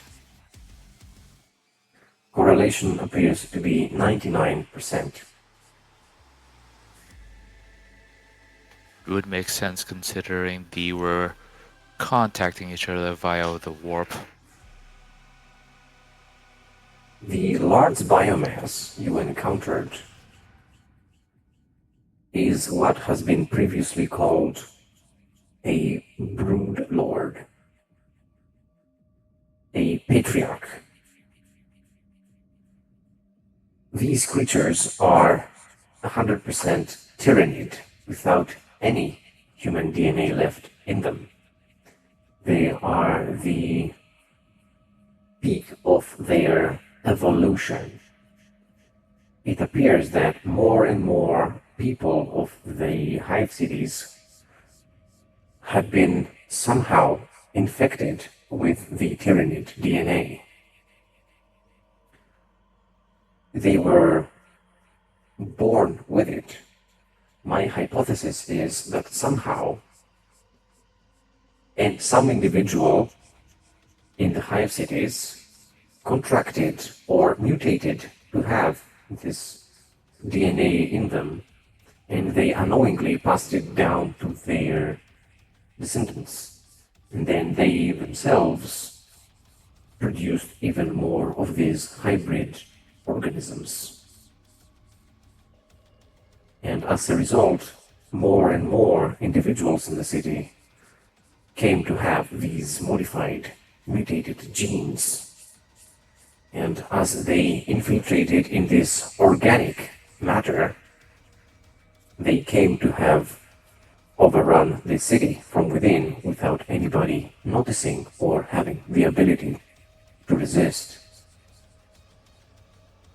Even the scientists in the lab you encountered appear to have been clueless to the situation. That's how well these creatures have adapted to infiltrate civilizations and large hive cities such as this one.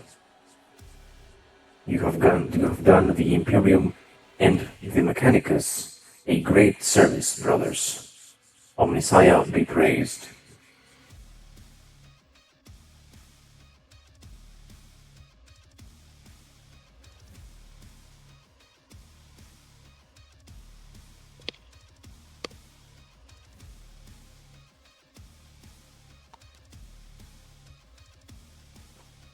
Any questions that might require clarification? So you're telling us that these creatures can so effectively infiltrate any hive city that they can appear as human.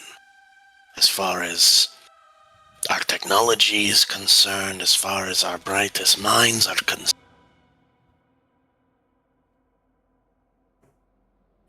They are born of human parents. Affected individuals are unaware of their situation.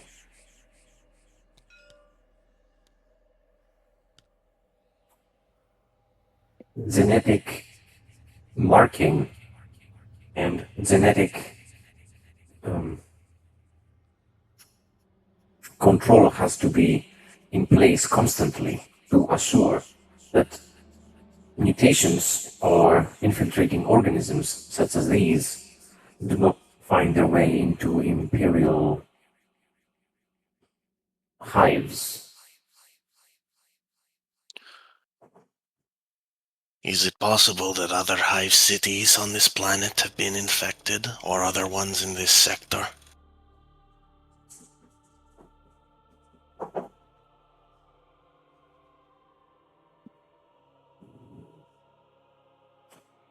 Data 76% complete. I can only make rough estimates. It would be unwise to proceed with the current status. There's Caution a great chance that they're still there. It would be a logical assumption by 82%. The remaining 18% allows for the possibility that there are no other infections.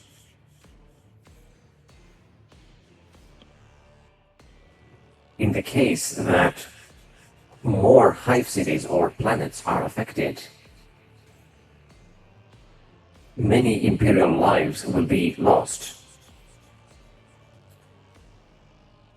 However, by other calculations, there is a 57% chance that a tyrannid tendril approaches this sector, having infiltrated these planets already, coming to collect the biomass.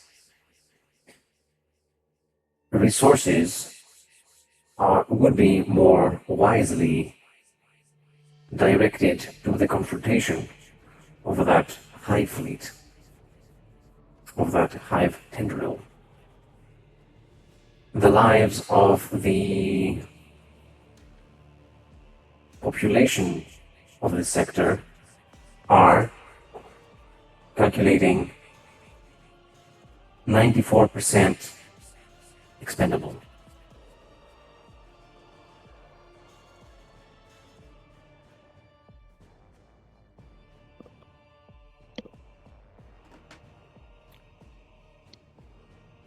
see.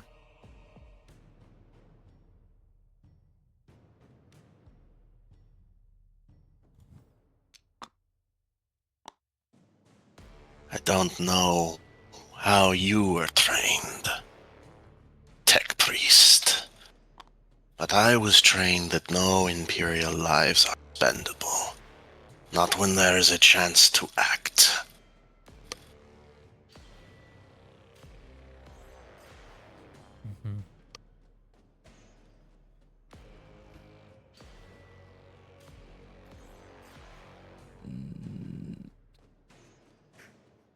Training on Mars has one singular purpose: the acquisition of knowledge for precise calculation. For calculation gives correct results, and what is correct is secret.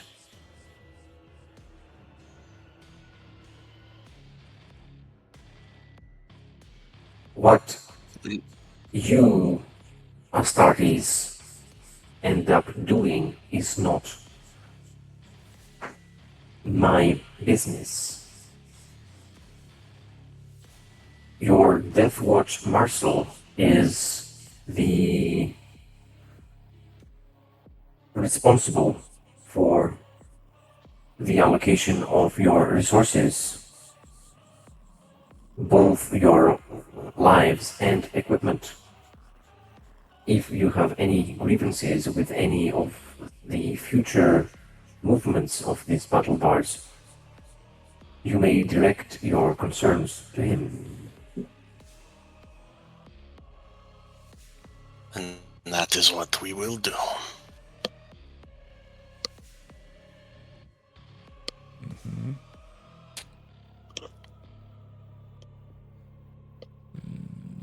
Of course, Apothecary Amael is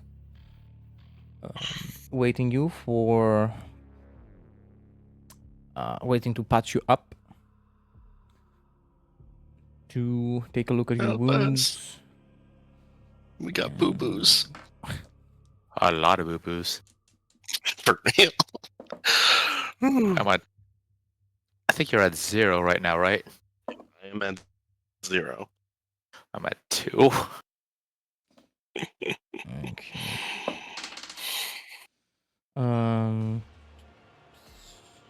You are healed for 11. Oh, okay. That's plenty.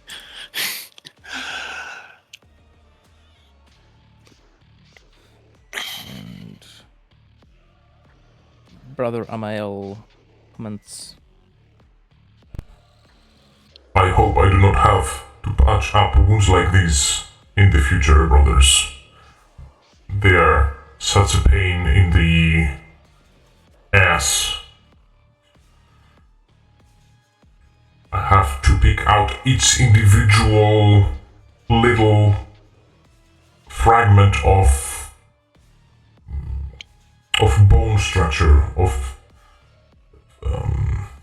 sinew and bone of these creatures out of you, for we do not yet know if they are capable of transmitting these mutations or the mutated genome to any healthy individuals. You will also be administered with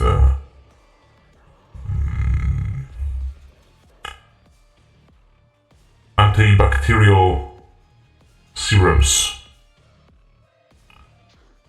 I am calibrating your power suits to administer the correct doses at correct time intervals. Don't worry about it. So 11 HP back, right? You. Correct. And you have our eternal thanks for your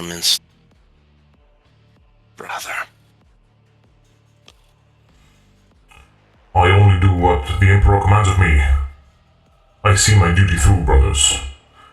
As you have done in the past, as we all will continue to do in the future. As we shall always do.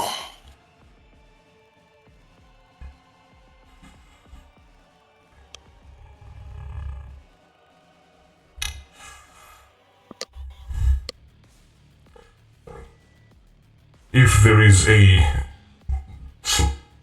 a slight chance of saving any of these people in this sector,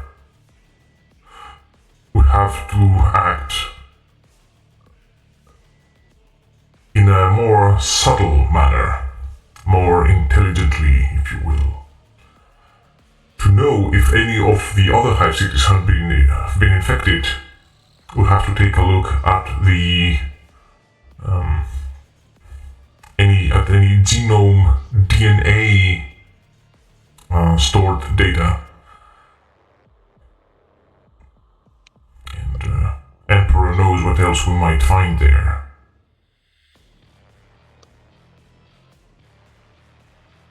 Whatever we find there, if it can save even one life, then we should find it post-haste.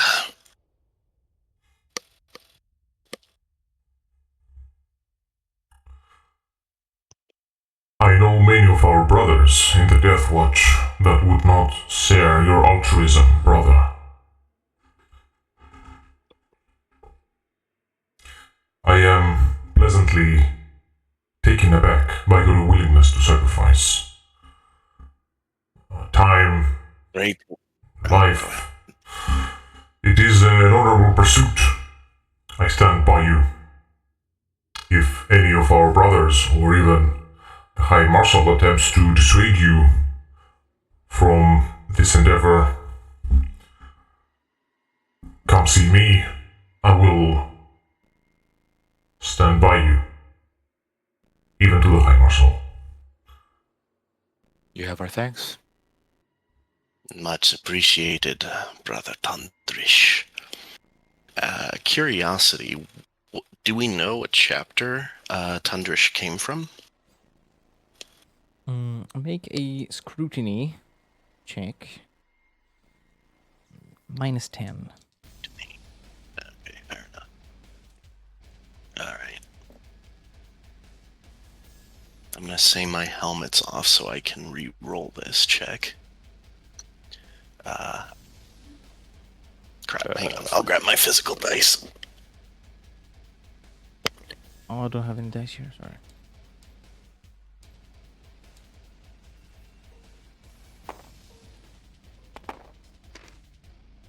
Dice is everywhere.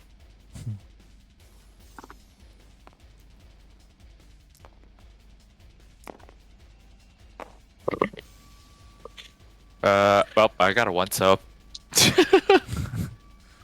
Oh, nice. I think that's a crit. Okay, first roll is no-go. Yep, I can't tell. A librarian. He is one of the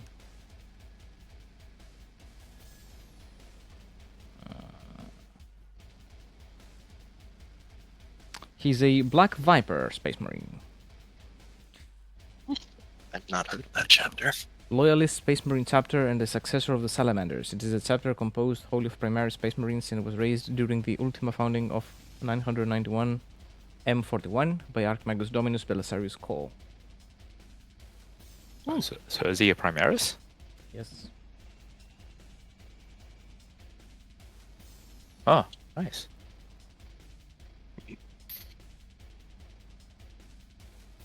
Also makes sense why he is for helping the people, considering he's a salamander. Yes. Yeah, I was thinking that. The Great Wolf taught me that we, as Astartes, are capable of anything.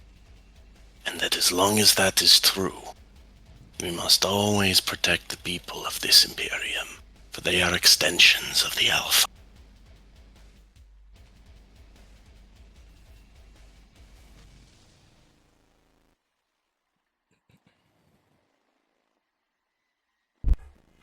Absolutely, brother. No life shall go to waste. And if we let citizens of the Imperium die, then what is our purpose? might as well give up our arms. Give up our gifts. Give up our duty. Give up our reason to exist. I have been given a mission, and I will see this mission through, despite its hardships, despite any that might oppose me. I will fight for the Imperium, for its people, for the Emperor. As will I. For us and the Allfather.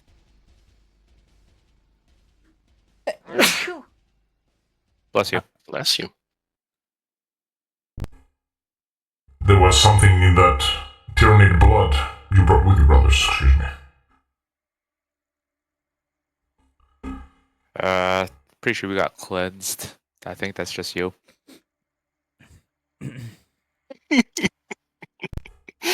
Maybe.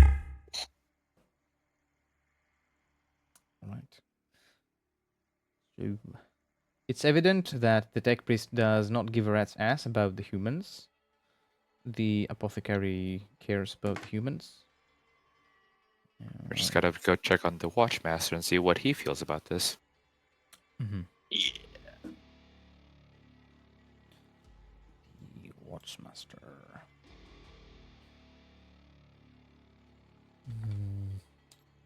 Who's our Watchmaster again?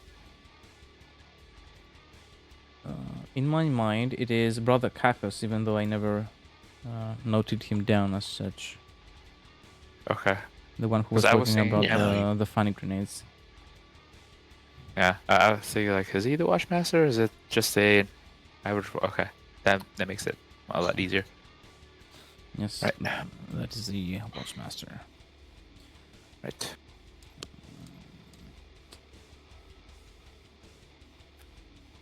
Now, funny thing is, I don't have any Astartes models at the ready because there are so many. So instead, I will use a Liberator model for now.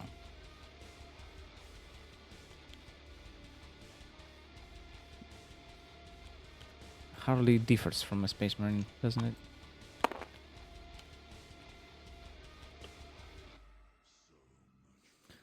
The Watchmaster is eager to meet you as you have tidings from your last mission to report, and he also wants to congratulate you personally for your achievements.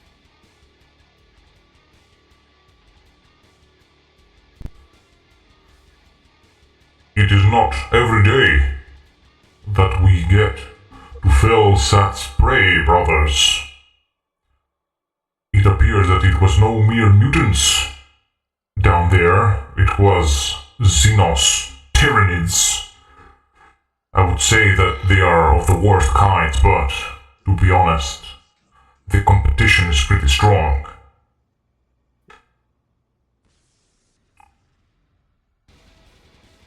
I'm happy to see that Brother Amael has already tended to your wounds and have found you clear of any corruption or Xenos influence. Please.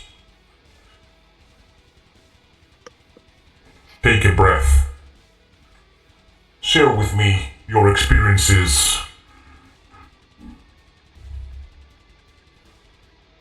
What are the demons? Well, figuratively, what are we facing this day?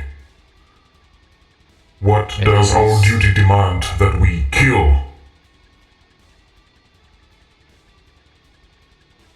Go ahead. From what the tech priest is projecting, we might be facing off against a tendril incoming. It's also stated that the Hive planet might also have high degrees of infection gene stealers.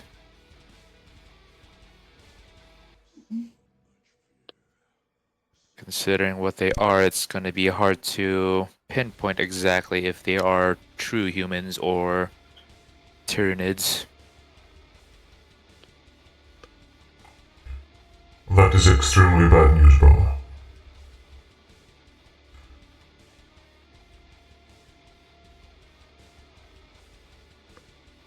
By the tech priest's calculations,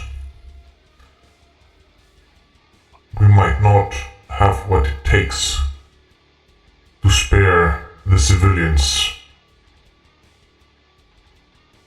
the worse. And I dare not command any of our battle brothers to go on a reconnaissance mission to collect some data from its planet.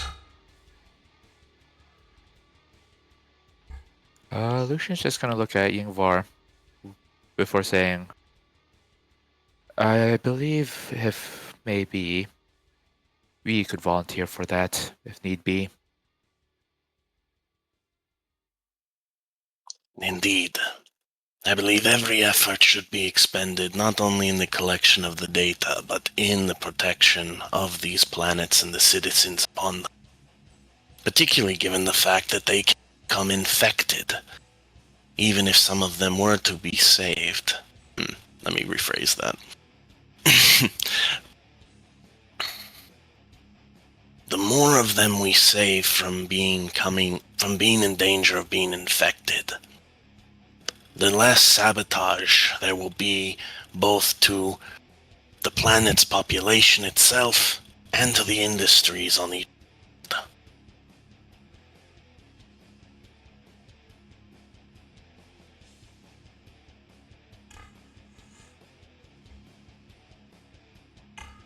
Very noble of you to volunteer for this. Many brothers would look down upon such an endeavor, believing that the lives of even billions, trillions of mortals might not be worth our attention. Every life is worth it, for they are part of the Imperium, so we must protect them. If that is true what you say, Watch Commander, then many of our brothers have lost their way.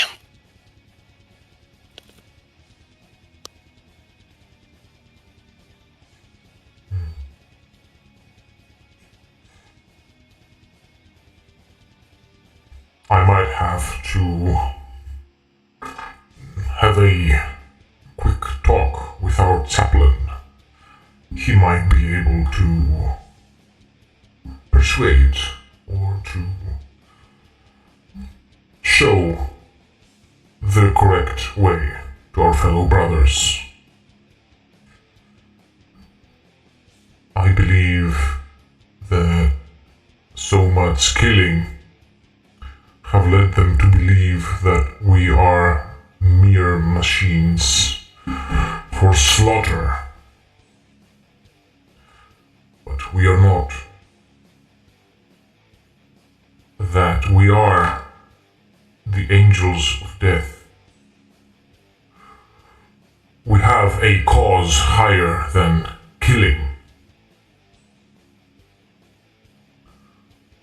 We are his shield, we are his sword. We are his iron will.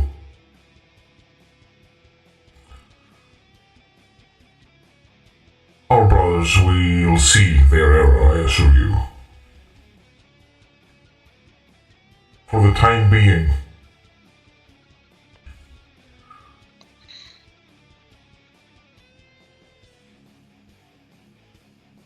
I lay it upon you to decide on which planet you wish to go first.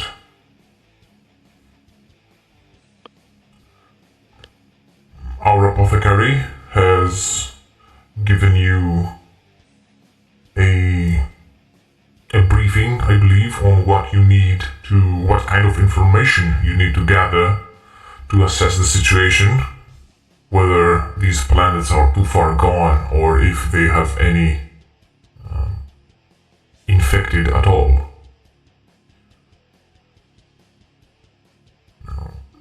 these two extreme cases is going to be the easy scenarios. If there is no infection, there is nothing we have to do. On the other hand, if the infection is so great, it might not even be worth caring anymore for these people. I pray to the Emperor that no loyal subject ever suffers the fate of infection or mutation, and any that are fortunate enough that this evil fate has befallen them, as angels of death, you are to put them to the sword. Even if Understood.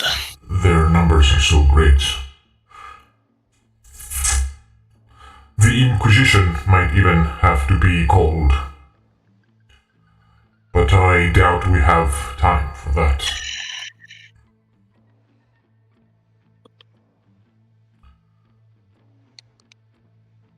Working with them in the past has been often a challenging situation, to say the least.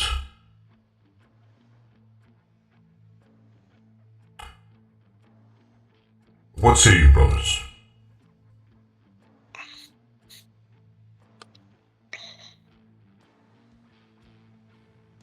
The less involvement of inquisitorial parties, the better. They only see opportunities for exercising extreme power, in my experience. Then we just make haste. The sooner we get this finished, the less we have to call upon them. Indeed.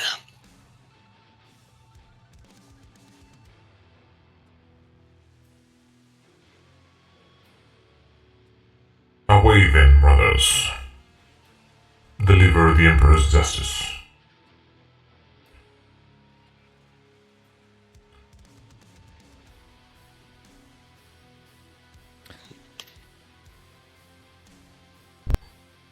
Dismissed.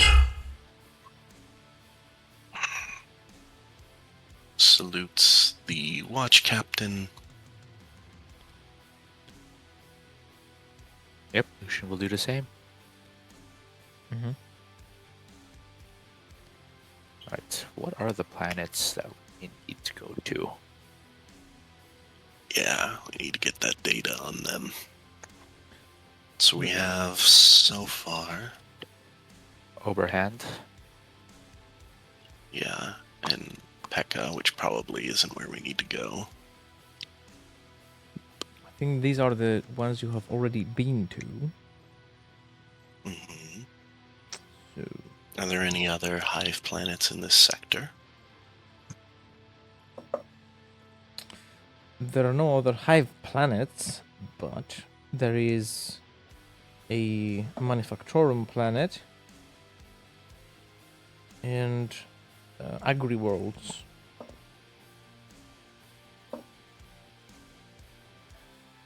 Agri-World may be the hardest ones, considering the widespread. But at the same time, to manufacture them just be as hard. Either one will be challenging. But I would say we should start in the Manufactorum world. If it has been compromised, It will make things more difficult in this sector. precisely. And we would need to liberate it as quickly as possible to ensure that the supplies that are being sabotaged.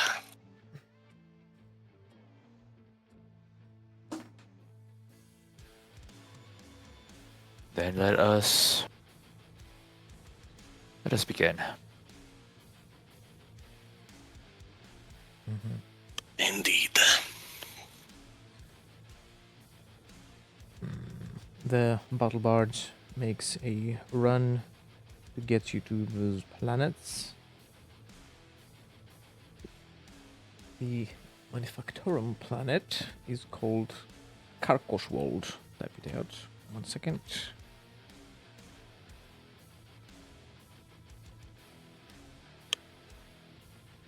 Manufactorum planet. Of course, being a Manufactorum, it is highly influenced by the Mechanicus, and it also falls under its, well, partial jurisdiction. It is still an imperial planet after all.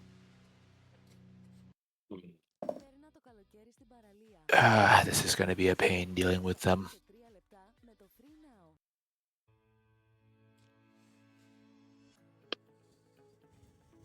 Vox interference. Truly.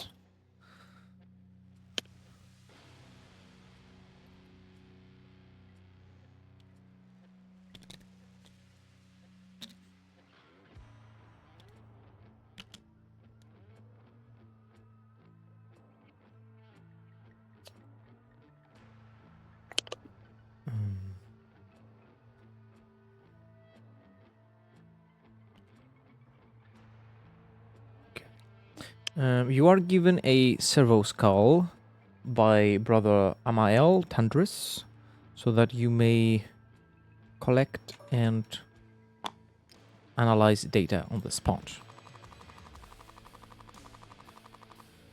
And that may be. Oh, go ahead. It is the head of a former loyal serf of Brother Amael.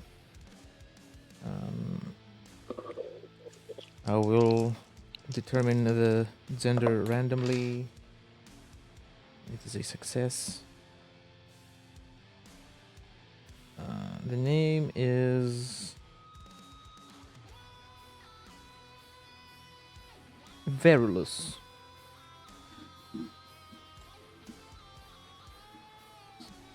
That was his name before he was turned into a servo skull. And he continues to serve faithfully to the best of his abilities. It is a great honor to be given the opportunity to continue to offer your services like this.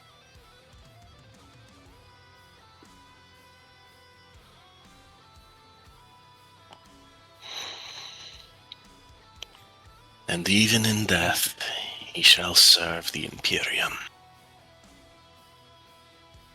Your skull may save billions upon billions of lives, Verulus.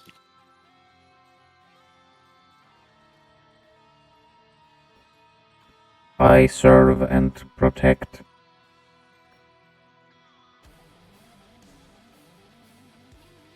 And you can see that for more detailed speech, he has to use an autoquill and parchment. His Voxcaster only allows for a small variety of phrases to be spoken out.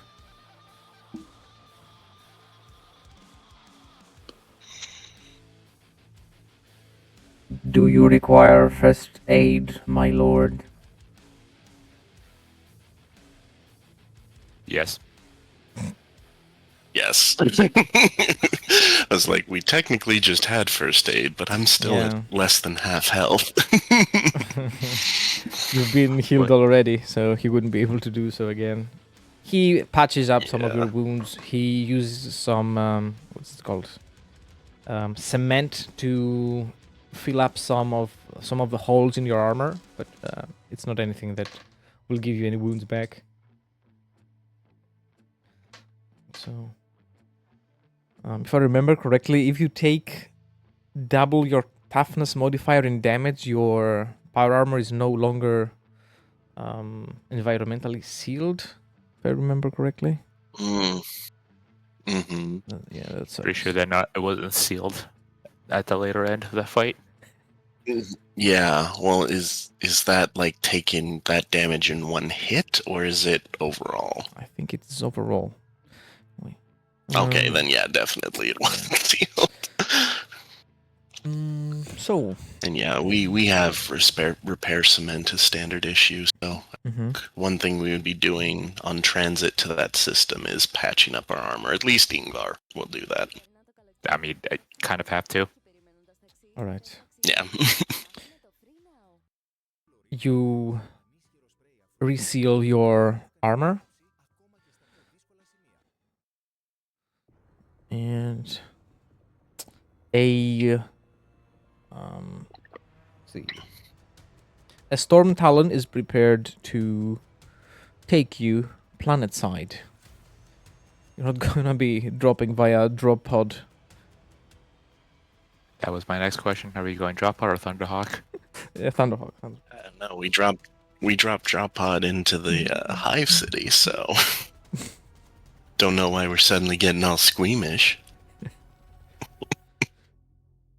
It's not considered a compromised planet. Right, that's fair. We shall see. Oh wait! Once a battle brother takes damage greater than the armor points of his armor, it is no longer counts as environmentally sealed. An application of repair cement is usually sufficient to reseal it until permanent repairs can be made. The Startis power armor uses a fusion generator.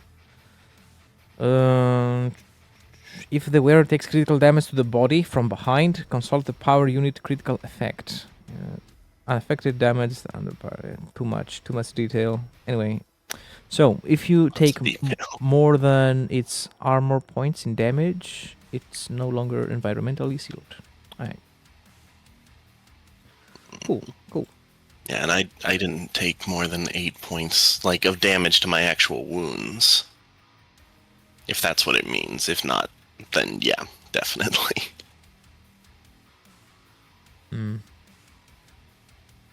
It doesn't say if it has to be in one hit. I assume it is in general. If you are armor points missing in wounds, then it's no longer sealed. Gotcha. Okay, then yeah.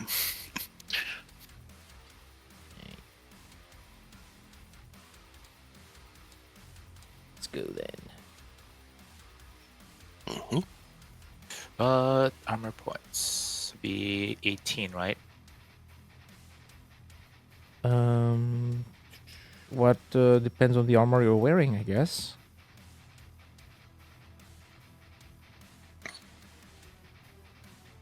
I believe history armor. Astartes power armor gives either 8 or 10 depending on the mark. Yeah, because I wasn't sure if it's just 10 or 8, or is it combining the 10 and 8?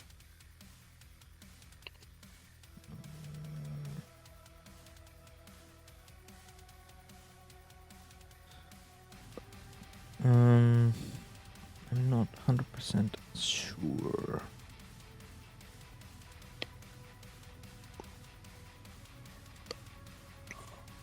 Ceramite plating provides AP 10 to the body and AP 8 to all other locations. That's why it says 10/8, because it's both. Yeah. Alright. There we go.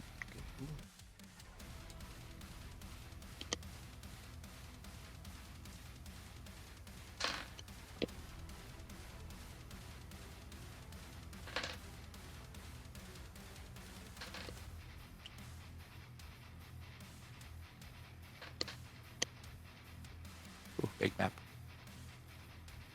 The descent takes some time. There are the conditions are unfavorable. Or unfavorable, what's the correct word?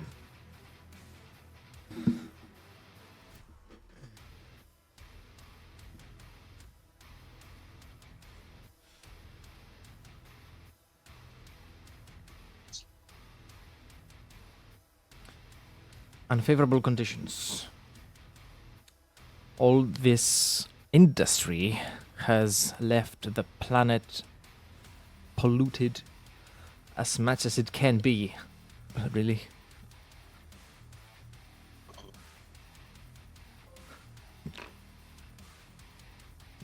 You make planetfall.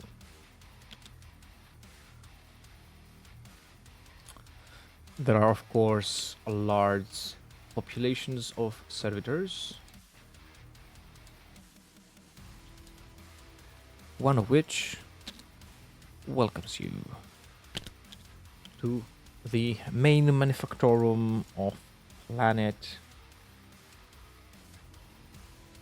Karkoshwold.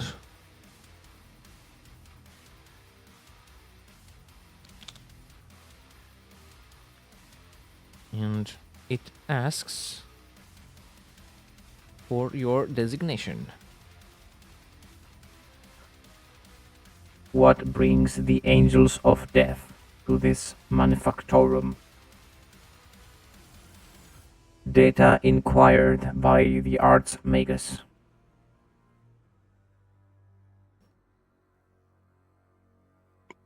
We are here to collect and analyze, rather collect to analyze data on the genetic, what's the this?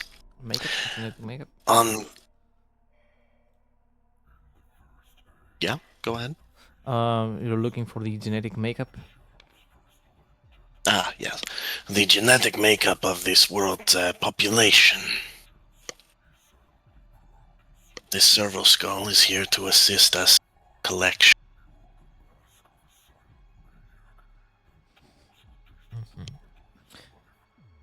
Any data that the tech priests have already gathered would deeply appreciated to be transferred post haste. The servitor responds. Genetic makeup of population. Estimation 76%. Iron and steel. For further clarification or higher detail, please follow databanks this way. Ingvar will follow. Moving through, you are met with the dense fog that covers the whole city, the whole complex. Did you take and smell the breath or smell the air? I think I know what this air smells like.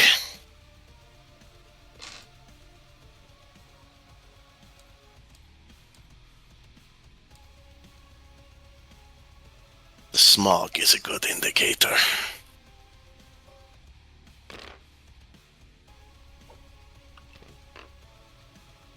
I hear things moving around.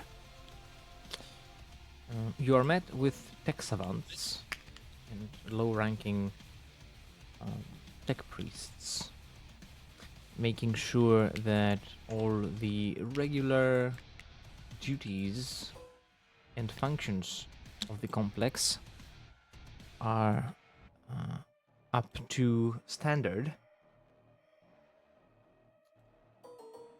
And of course, the myriads of servitors scattered along the whole planet. Each one busying themselves with every minute, small, and even incomprehensibly useless task, from mopping the floor under a pipe that is constantly leaking. There are no tasks considered menial here. Everything has to be taken care of, as if the lives of millions depended on it.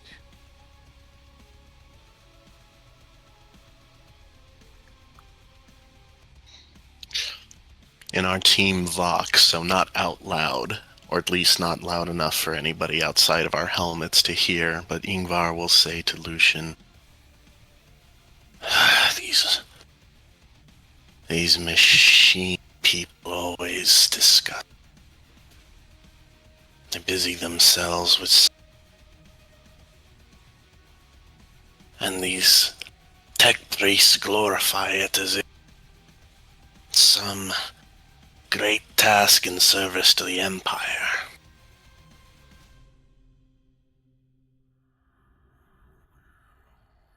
Lucian will respond back, say, it is the unfortunate way of life, then, for them. At the same time, too, they are still part of the Imperium. Gonna make sure that they are not taken by the Tyranids.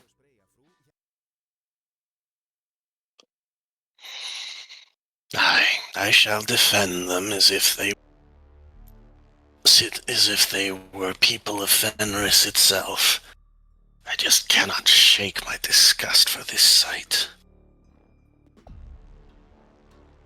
Let's see here. Can I actually do a psi-science test to check the feeling of this place? See if there's like a shadow being casted over it or not. Yeah, make a Senescence test. I will need the dice. The dice. Right away.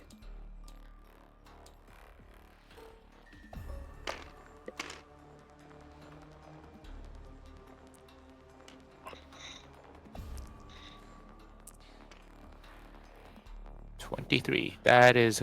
I got it. Degrees of success? Let's see here. Science. That is 2 degrees. Alright.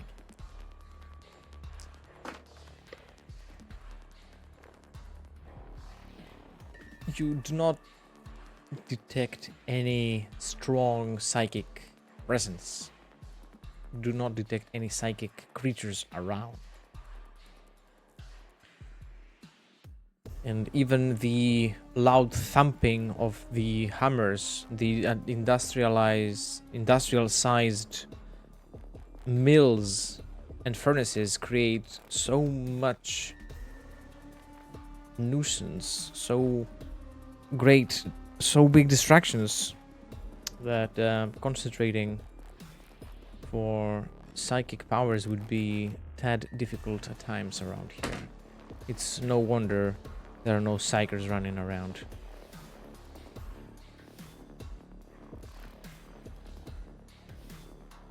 Either the Tyranid swarms hasn't fully corrupted the place yet, or this place is free. Don't see or feel their shadows.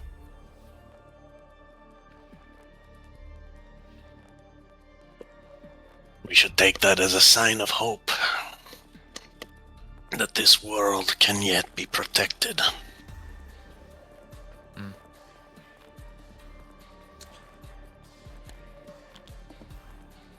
One of the tech priests gets out of his way to meet with you, and you can hear him from the distance making strange wiring noises, like some gears, like scratching gears, or a cable a stripped cable having sparks jump to metals around it. It's an ugly sound.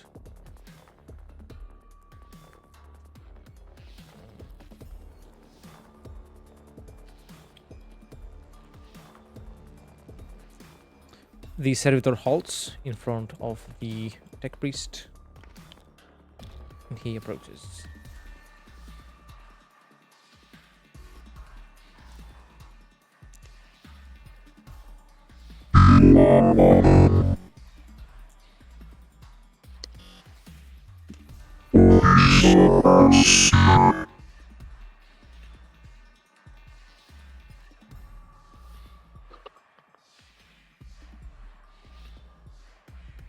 the Vox gonna ask Yingvar, did you understand that? Didn't catch a word. Why these fools replace their Allfather given vocal cords, I'll never understand.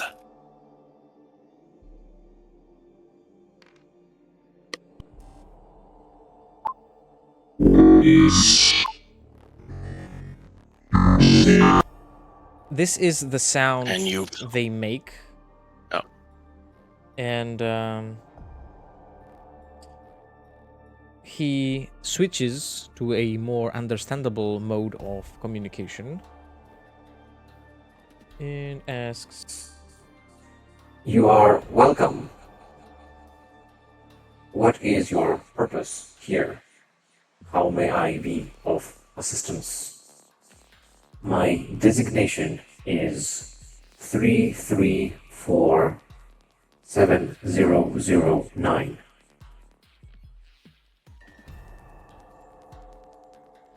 Ingvar rolls his eyes in his helmet. Greetings, Tech Priest. We are here on behalf of the Death to request the genetic data of this planet's population.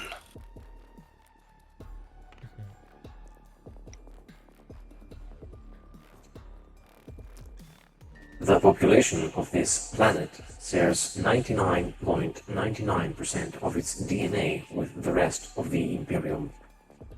Any deviations are dealt with redacted. How often do you check the genetic makeup?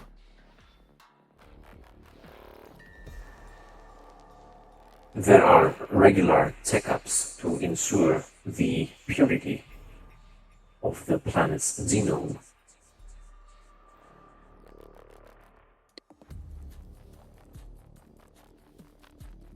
And how regular are these checkups? Every 5 years. And when was the last time you did this? Last genetic checkup was calculating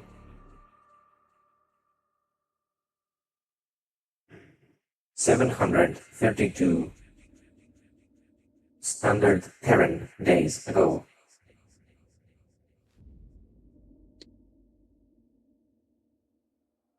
So a little over less than 2 years.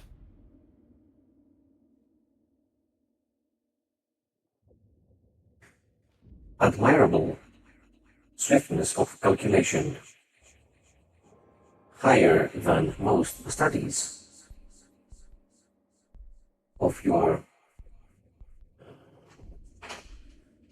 colors. Cross his arms. Then now is a good time to do those checkups.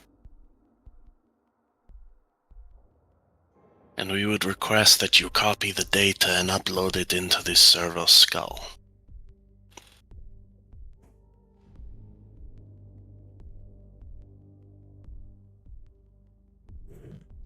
the tech priest turns to the servo skull and goes,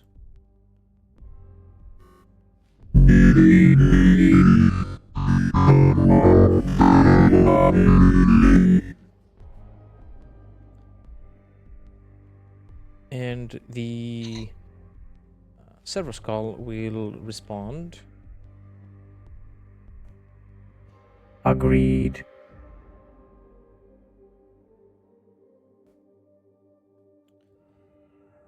And you see the tech priest extend a cable, with a you don't have tech restraint. You see him extend a cable, and the servo skull will close in on it to connect with it.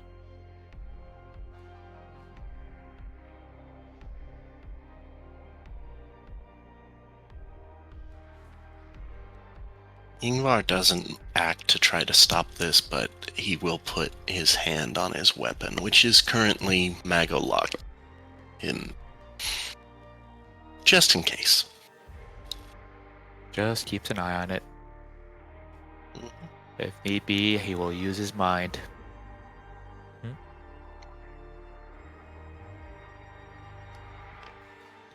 Then the interlocking ends. The tech priest says, You have the appropriate clearance to continue your research. The manufactorum can spare 0.29%. 0.29 servitor to assist you. Please use these resources carefully. and leaves.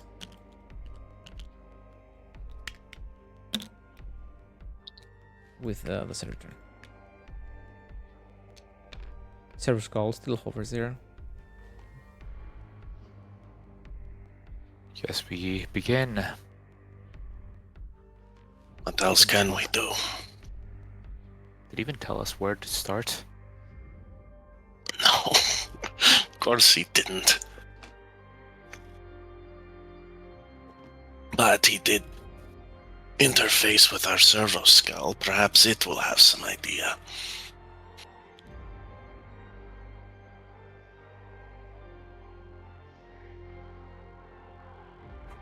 Darlas, when the tech priest interfaced with you, did it indicate where we could begin our research and begin uploading this data?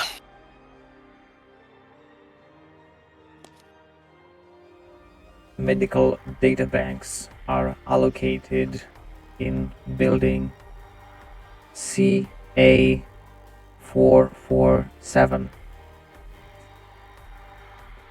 Do you know the location?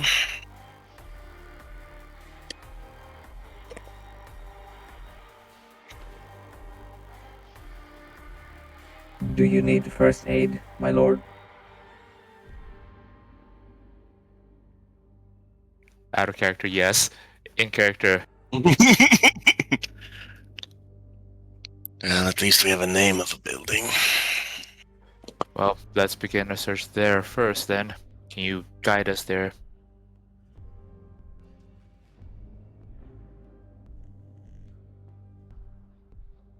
The servo skull moves forward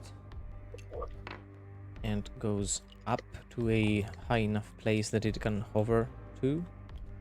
And you can see it begin to scan the surrounding area with light coming out of its augers, piercing through the smoke, coloring it into a faint, giving it a faint green glow as it scans from left to right.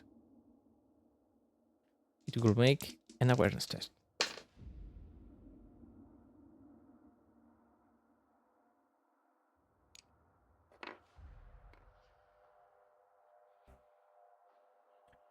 Do you need first aid, my lord? Yes, we Yeah. require immediate first aid. Please take us to the medical building. Designated, and he'll rattle off the letters and numbers. Mm-hmm. You can tell that whenever the servo skull doesn't know what to do or doesn't have anything, is either unsuccessful or doesn't have any designation, it will just repeat the same phrase. Do you need first aid, my lord? I was kind of hoping it could be like, yes, we do. Please take us to the medical building so we can get that first aid, but I see not.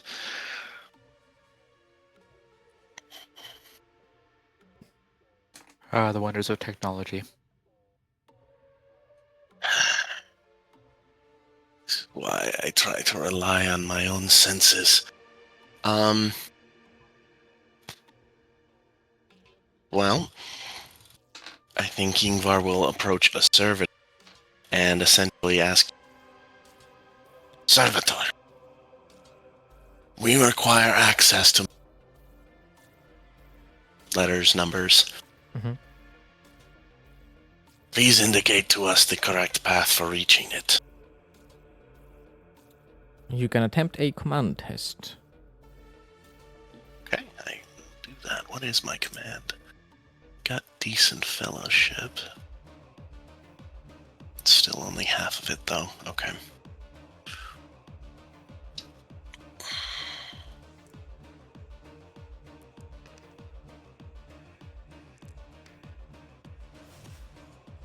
Nope.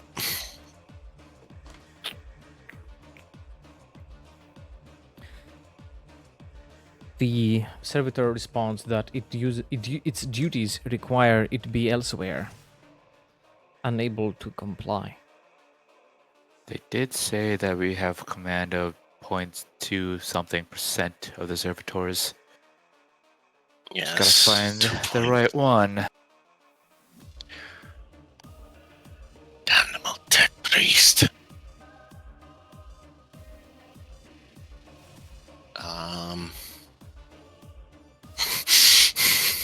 I'm imagining a very comic approaches each servitor in this long line, commanding them, getting told that my duties require that I remain stationary, Lord.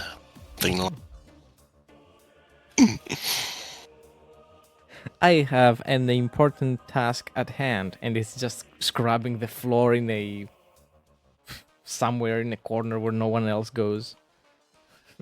Mm-hmm. Damn them. There are tech priests scuttling out of sight just from the corners, avoiding you. Yingvar is gonna try to rush over to one of them to get them to fucking help. You have to run to catch up to one of them. Mm-hmm. Smite someone. And they try to So lose just you in between some carts, some wagons here. Have to push them away. Mm-hmm. Just Feel running like in they're full. trying to avoid us. And I think we will not let them. Unless they are avoiding us for a specific reason. Once you are in If you knew- the close enough distance with him where he can when he realizes that he cannot outrun you anymore, he turns and says, How may I be of service, my lord? We require access to medical building. Da-da-da-da-da. You will escort us there. The most direct path to... Good call. Building C4, CA447 is located at the coordinate 327 by 111.7.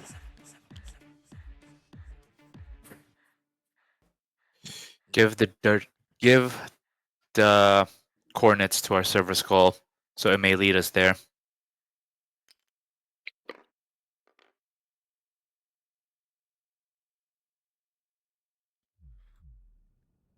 the servitor approaches, it receives the info.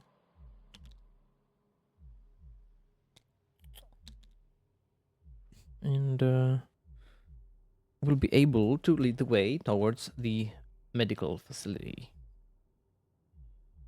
Finally.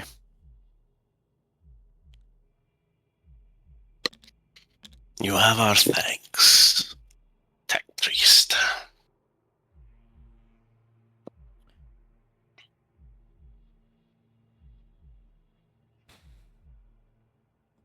It responds with the typical praise be to the Omnisire blessing and hurries away.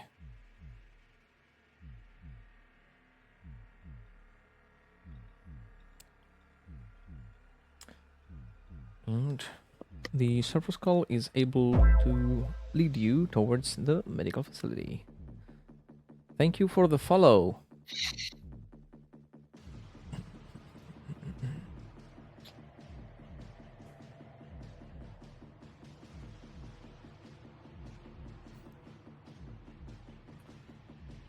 And it takes you to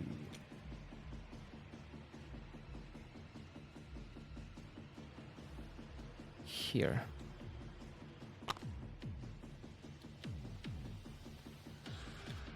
Now, it is described as a medical facility, but judging by the condition individuals come and go from it, it looks more like a garage shop than anything else. The Would make sense. selection of augments and prosthetic limbs is just unimaginable. The majority, of course, are tools for servitors, pincers, circular saws, forklift prongs, auger arrays,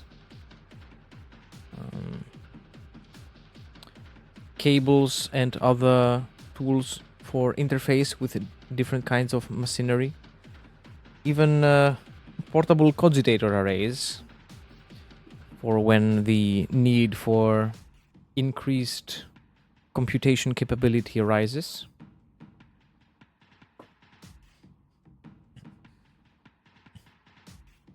And this is probably the last time you see someone without a mind interface unit implanted in them. This is where everybody goes to get them, and when they exit, they are a common individual no more, they are a servitor. And you see the very many types and kinds of servitors. Those who are lucky or privileged enough to be given a good quality MIU, and they still keep a semblance of their identity, their personality, their memories. And the others that are not so lucky, and they have their personal, let's say, information removed and replaced with a MIU that turns them to the perfect tool that will listen to and obey to 100% of any commands given to them, given that they have been assigned by a tech priest or anyone else that knows how to communicate with machines or speaks their language.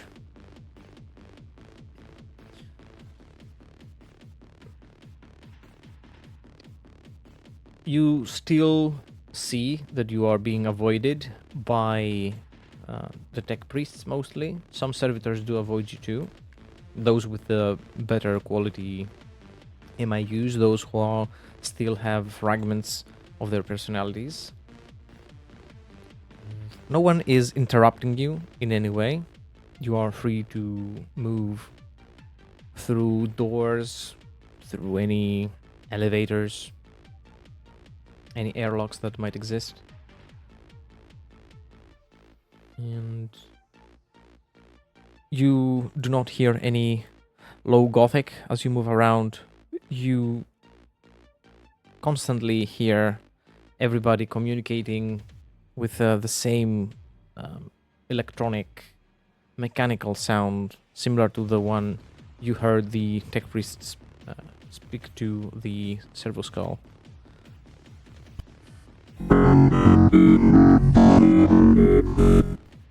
This thing. Binary chatter. Yes. Mm-hmm. Technolingua. Ah, Is there any terminals that the Server Skull can interact with in here? There are, yes. The Servo Skull will attempt a tech use test. It successfully connects with one of the terminals and exclaims, "Data collected," and will idly hover over the terminal it just interfaced with.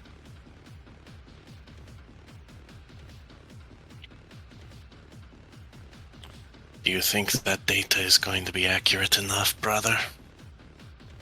Depends. Is that data the recent, or is that the 2-year-old data?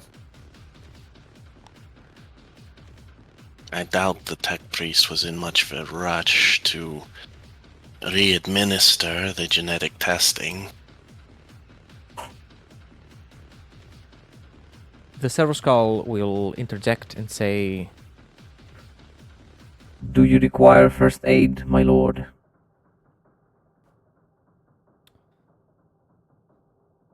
And this will be it for today. What were you saying? Sorry? Gotcha. Yep, I was just gonna say that's probably the 2-year-old data then. Mm-hmm. Okay. Well, we'll see what happens next. Thank you guys for joining. It was an awesome session today. Thanks everybody for watching. We'll be seeing you on the next one.